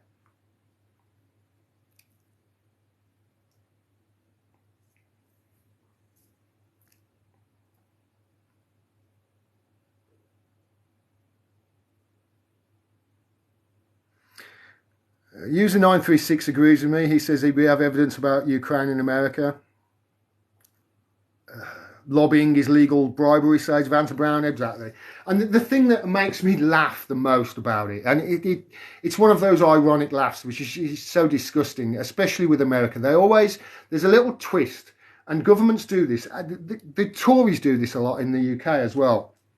The names they give things and the way they change the language on things is quite incredible. You know how torture becomes enhanced interrogation, and sending weapons to Ukraine isn't sending weapons to Ukraine, it's sending military aid, right? And by the way, all of those weapons and everything that's being paid to Ukraine, Ukraine's got to pay that back. It's not being given to them. Ukraine has got to pay that back. And guess what Zelensky's saying? Guess who Zelensky says is going to reconstruct Ukraine afterwards? That's right, BlackRock. BlackRock. The very same entity we don't even know is at the top, who's investing in all these politicians and all this military industrial complex stuff. So yeah, they changed the wording on stuff, and when they brought in the legal bribery in America, the lobbying, they brought it in legal bribery. They basically said that corporations have as much of a voice as a person. And do you know what they called it? Citizens United. They made it so corporations could legally bribe their politicians, and they called it Citizens United. They wrote something in 2001. In 2001, do you remember that, when they wrote that thing that allowed them to go and bomb the world without congressional approval? They called it the Patriot Act. The unfortunate elements within that country that seem to run it make me want to puke. I really do. I'm sorry if you're American. I love you. If you are American in this chat, I've got nothing against you, my friend. Same as anybody who hates the UK. I hope they don't hate me just because I'm a Brit. When people in Iran, you know how the right wingers in America say, or in Iran they say death to America and death to Israel at the end of every week. They don't mean a death to every American and death to every Israeli or every Jew. They just mean a death to the American empire and the Israeli regime that is committing crimes in that region. So yeah, if you're American, you're cool with me. Unless you're Mitch McConnell or any of them bastards. Or any of the Democrats as well, by the way. Amex says, police taken me to court for a crime that never even happened or anyone even had in their mind. I don't know whether that's true, Aim. Actually, if that happened to you, then I'm very sorry about that. But one of the big things I wanted to talk about with this, and by the way, this stream was about the Met Police. I had a rant about that at the beginning of it. It's interesting, isn't it, what the police do focus on, and where you know they've got seemingly nobody looking for rapists within their ranks, or they haven't for years, and they've certainly got nobody looking for rapists within the government or anything like that. They haven't. Or they've got one or two people and they're probably snowed under. But if you go outside a police station with a camera and you just film the building, you watch how quick police officers will descend upon you, asking your name and all sorts of questions and why you're there. It's almost like they've got something to hide. That's the thing. That's what I feel with it. When like I said earlier, I watch this Auditing Britain a lot, which is a great little channel. You should go and watch it on YouTube. They go and they stand outside these police stations and the police get really, really nervous. I wonder why that is. I mean, I said to Mrs. the other day, I said, if you were a police officer, right, and you started filming a member of the public and all of a sudden he went really shifty and started acting weird,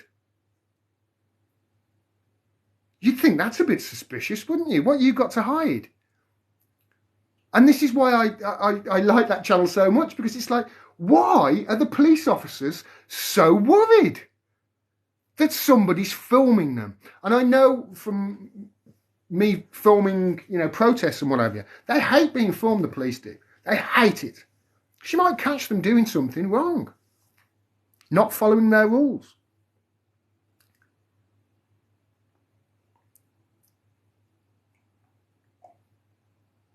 Oh, God, that coffee's gone cold now. Make sure you don't stress yourself too much, my man. Thank you, Ronnie. I won't, mate.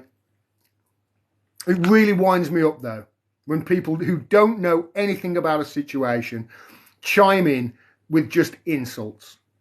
It really winds me up. You know how empty vessels make the most noise? That guy has not got a clue about the history of Ukraine. He hasn't. He has listened to the proper... I mean, to be honest, I must remind myself sometimes to be nice with these people, because he is obviously he's a victim. He's a victim of propaganda himself, you know.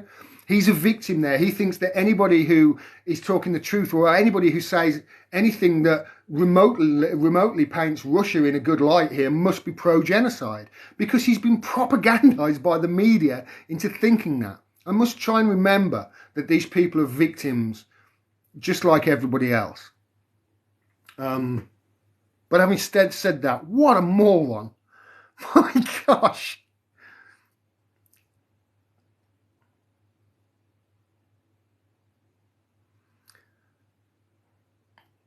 Thank you, Vicky Smith. That's very nice of you to say. Thank you.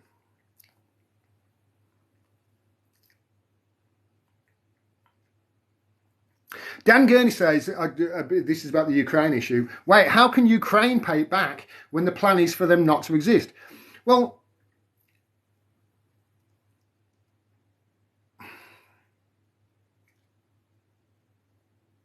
over a period of decades.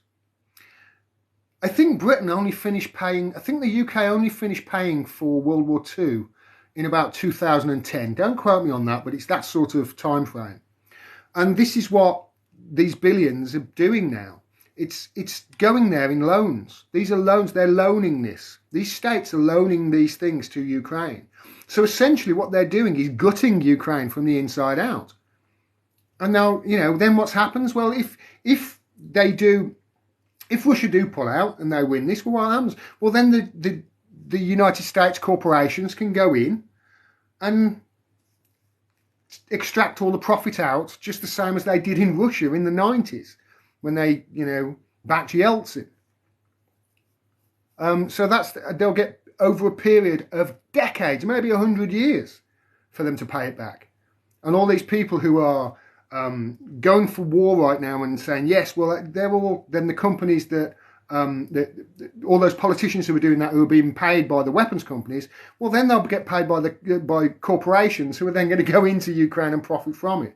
You know, when American diplomats and American people at the State Department say, oh, we're protecting our interests abroad. What they actually mean by that is protecting the corporations that are stealing the resources from other countries. That's what they mean. For instance, Syria, where the United States is currently illegally stealing 83% of all Syria's daily output of oil. Stealing it. Protecting our interests abroad. That's what they're saying. It's clever language, isn't it?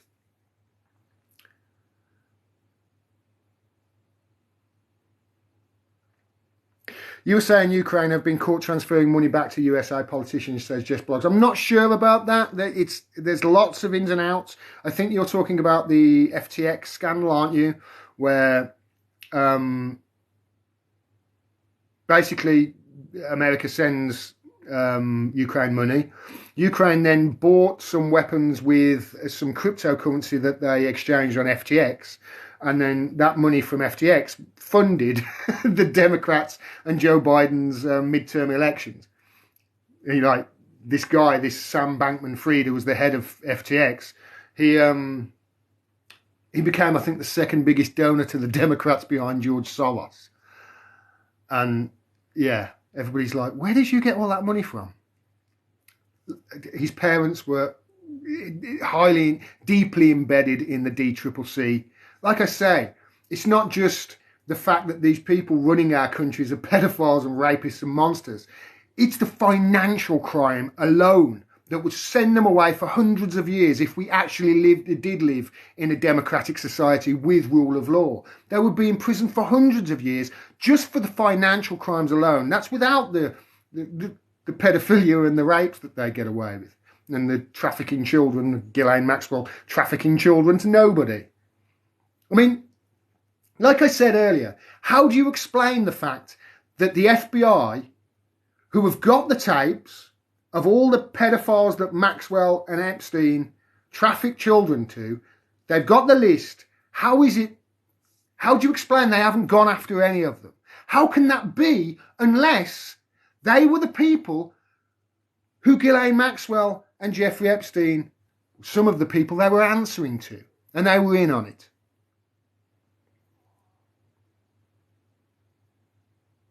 I mean, this is the way countries act with each other, isn't it? Trying to blackmail people and getting the goods on other nations, etc. And other politicians make them step in line. So who were they working for? Whitney Webb, who has, like I say, written a book called One Nation Under Blackmail. Whitney Webb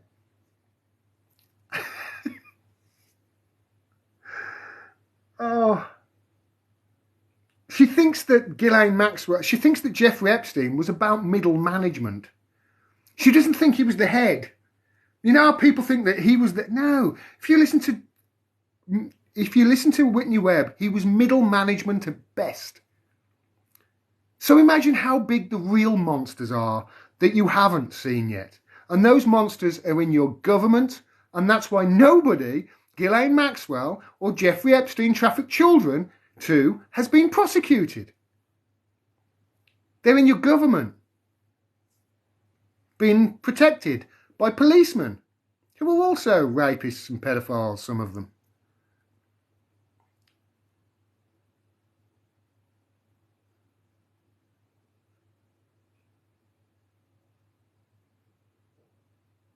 American here, says Mrs. B. Reed, 2008. Hi, Mrs. B. Reed. Don't worry, I won't hold it against you. Don't hold it against me for being a Brit, will you?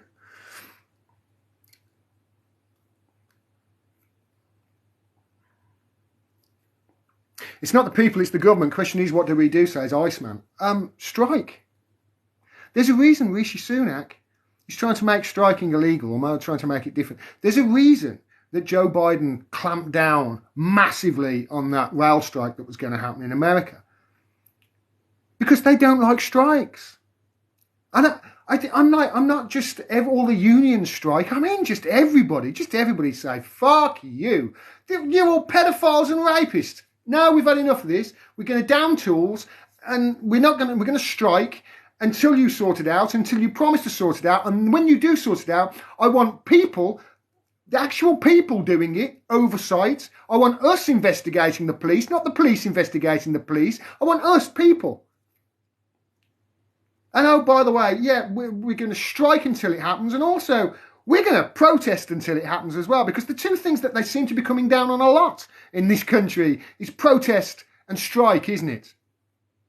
While they're making it harder to protest and strike, and while they're paying off the police, they're giving the police their rises and the barristers their rise and the prison staff. They're giving those three people their money, but everybody else, sod it. And we're going to make it harder for you to strike, and we're going to make it harder for you to protest. It's clear to see what this government's intentions are, isn't it? It's clear to see they're not going to go after the paedophiles here. No. The 77th Brigade up there in the north that employs hundreds of people, by the way, do you think they're going after pedophiles? No. They're going after people online telling the truth about Russiagate and Ukraine. That's what they're going after. Policing your free speech. They're not going after pedophiles. They're going after people telling the truth.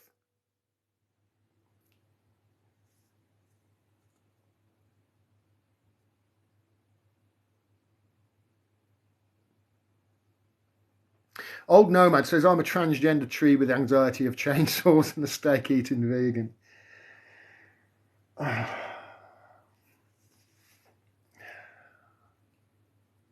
It could be nice, Gordon.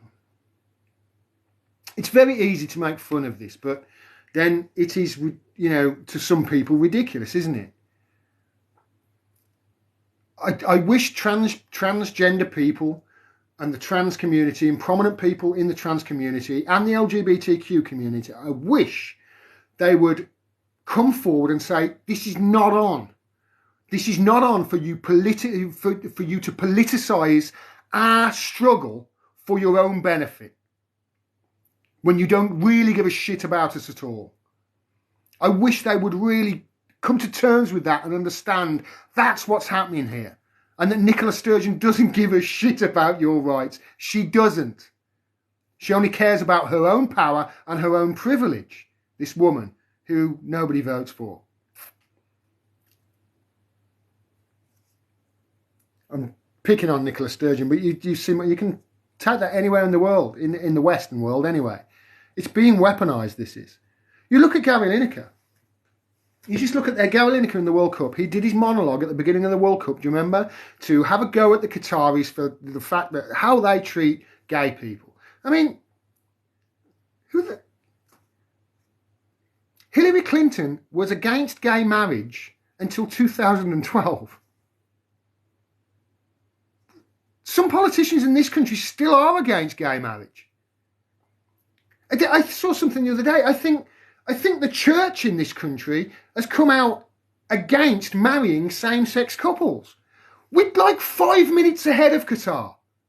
We're 5 minutes ahead. One of my absolute heroes of history, British history, is Alan Turing. This is the guy who cracked, along with his team, the Enigma code in World War II.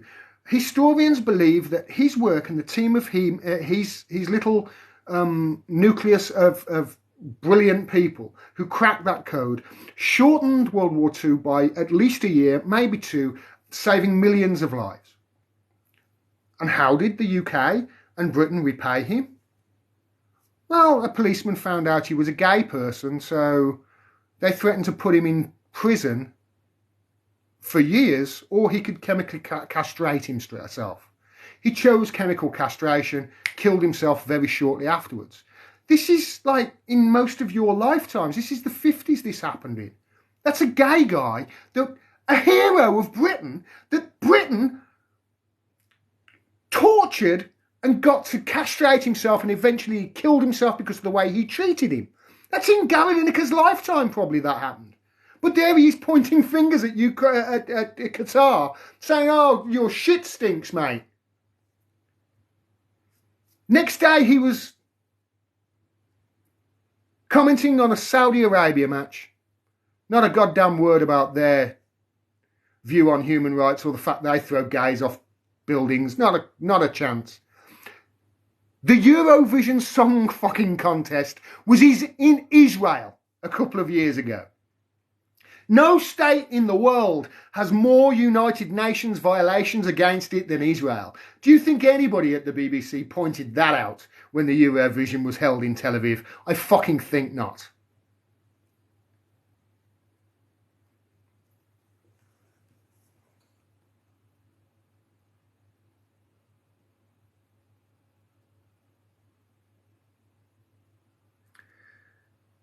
Let's get... If you could create your own society on Mars, how would you make your society function? Say simply AI. I think free weed for everyone. That would be the first rule. Free weed and beer. Chilican says, sorry, my friend, they aren't loaning. It's all laundering. Yeah, well, I mean, they are. Ukraine is still going to pay that back, but yeah, it's laundering too. Like I say, look at the reporting of Ukraine just pre-2022. All of it is saying, I mean, there's articles in The Guardian, there's massive investigations by the international, some international group of journalists, hundreds of them around the world. And yeah, Ukraine is the most corrupt country in Europe, and it's got a neo-Nazi problem. That was the reporting from the Western media up until Russia invaded. Nobody's talking about that. In fact, if you talk about that now, you're a conspiracy theorist. And likely lose your social media account for spreading misinformation.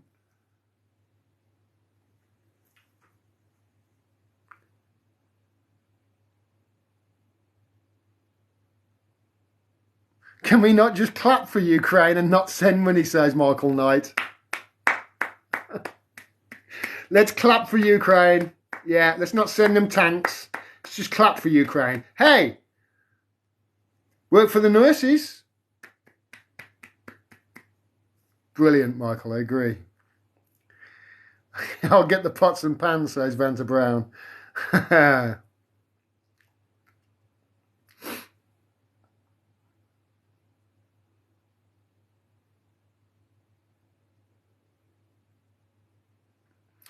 Can you say hi to my friend Mike Oxmall? Hi, Mike. How you doing?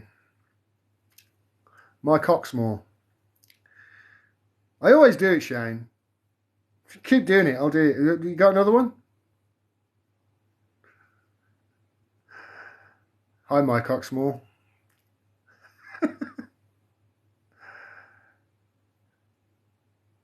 Vanta Brown says we the people need to unite against them. Both sides are rotten.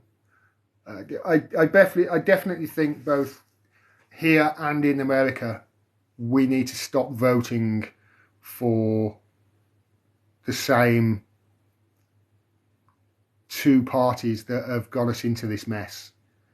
I mean, for the last 100 years over here and hundreds of years in America, you know, these are the people that have got us into this mess. Why did we? It's insane to think that the same people who have caused all these problems are the only people that can possibly get us out of them, isn't it? Wasn't it Einstein that said if you carry on doing the same thing over and over again, but expecting different results, then you are insane. And these people who have caused all the problems that we currently face, and there's no doubt that they have caused these problems, not us. They have. They are now saying that they are the only people who can possibly get us out of these problems by using variations of all the policies that they've tried before and failed. That's insanity, isn't it?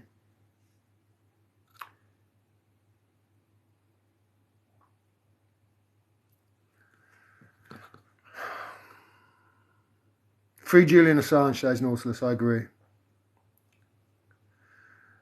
Vicky Smith says the old world is falling apart and people like you and us have been silenced. Yeah, they're not silencing people. This censorship right now that we've seen over the period of the last 6 years, this increasing censorship is not censoring people that are spreading misinformation. This is censoring people that are spreading the truth.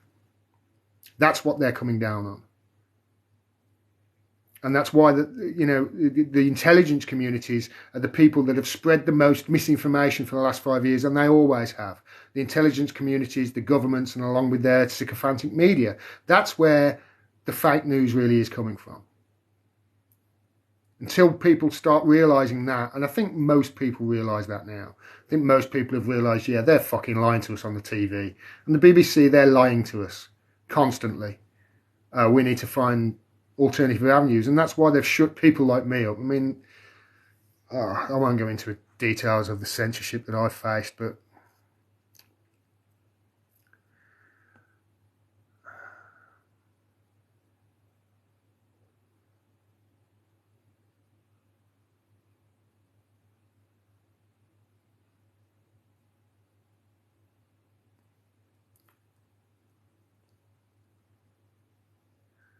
Big Yin says, has the world become a horrible place, or is it just being more reported on an everlasting problem? Well, I mean, this could be it, couldn't it? It could, and it could be why it's coming to a head now. It might not be coming to a head now because it's become a horrible place. The reason it's become a head, at least I believe, the reason we're finding out about it now is just because of the lines of communication that we've got. I mean, you can find this shit out without going to a library and spending hours there week after week after week, trawling through, lots of newspapers from all around the world. 10, 20 years ago, just 10, 15 years ago, you couldn't have the information that we've got now at our fingertips. And that's why it's all come out. I don't think it's become even worse. I think it's just become even more obvious because of the lines of information that we've now got at our fingertips, Good question though, Big Ian.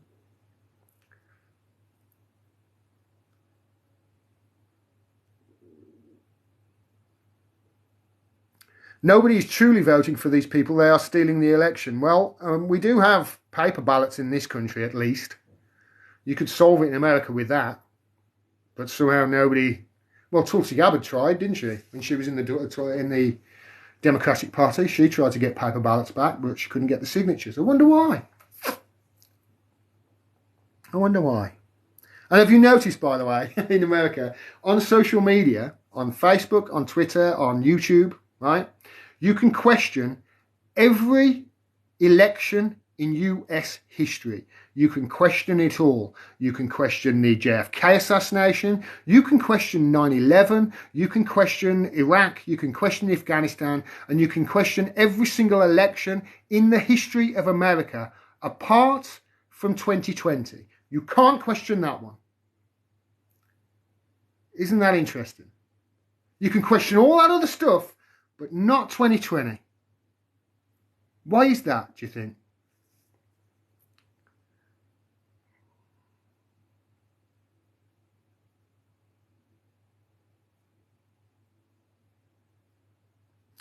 Vicky Smith, I've lost a few friends and some of my family think I'm crazy. I've lost a few friends too as a result of all this over the last few years. But I found a lot as well. Hi Monzana, how you doing?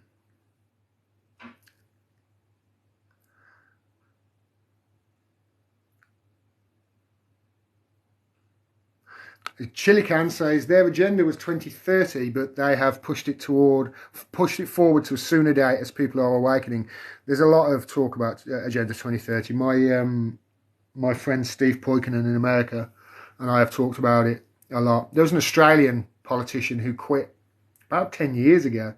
She used to go on tour, on speaking tour around the world, talking to like 100 people saying, listen, in Australia, all they're talking, the politicians, all they talk about is Agenda 2030. That's all they care about. This, you will own nothing and you will be happy, which is, well, I mean, it's not a conspiracy theory, is it? They're in Davos right now talking about it openly. These people are. You will own nothing and be happy. No. You will own nothing and we will be very happy. How about that?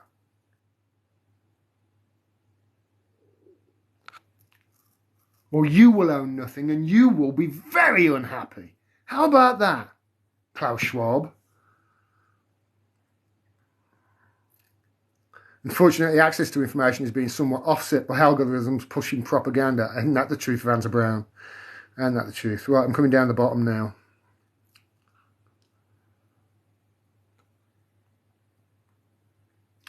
Yes, it's like a community I've found and some amazing people. Will keep spreading the truth, says Vicky Smith. Good on you, Vicky. And don't let them get inside your head. Don't let them gaslight you. It's us that are telling the truth, and people like us, they're the bad guys. All right. Thank you very much, everybody. Thank you very much for listening to me. I hope you all enjoyed today's stream. I hope you all are as disgusted as me with the state of the Metropolitan Police Force, and I hope, you know, what I've talked about will shed you some light here. I don't believe that this is the tip of the iceberg. This is the tip of the iceberg that we've seen so far.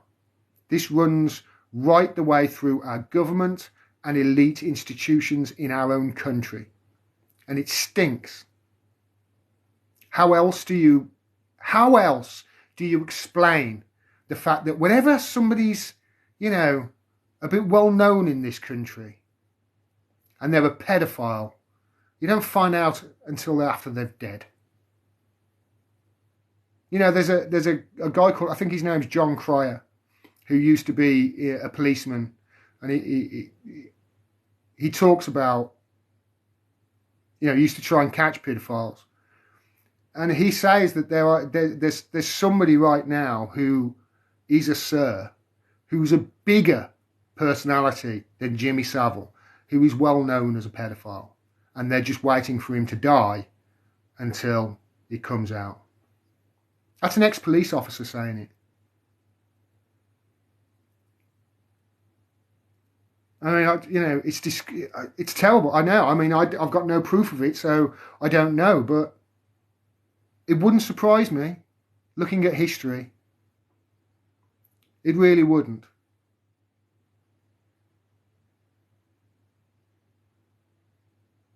How else do you explain the fact that nobody Ghislaine Maxwell or Jeffrey Epstein trafficked children to, and there would have been many people in this country that happened to, not just Prince Andrew? How else do you explain that none of them have been prosecuted whatsoever?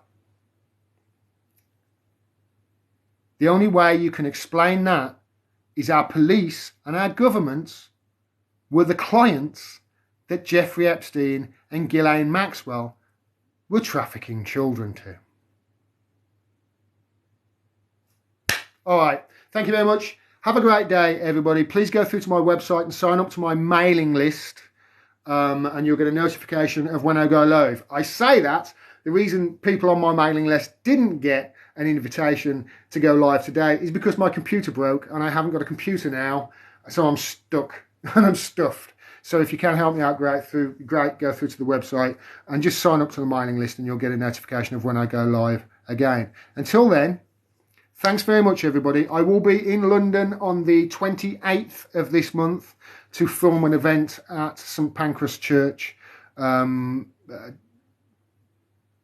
the Truth for Julian Assange, and there's going to be some amazing speakers there, including I think Stefania Marizzi, which I'm really excited about. I'm excited to talk to her, and I think Jonathan, what's his face, is going to be there. Some great journalists. So yeah, I'll let you know about that if you sign up to the mailing list at all. And as Willie Adams says down there, free Julian Assange and free the truth, everybody. We have to keep the pressure on. The only way that this is ever going to come out is if we keep pushing. And people like, Loki is there as well, Teach Irma says.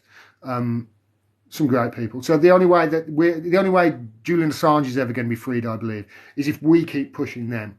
Remember, these people in government, the people have to drag them kicking and screaming into the future. It happened with South African apartheid. It's happening right now with Israel as well. We're having to drag them into making the right choices. It'll be the same with regards to pedophiles in our government. Sorry to say, and police force. All right. Until next time, have a great day. Take care.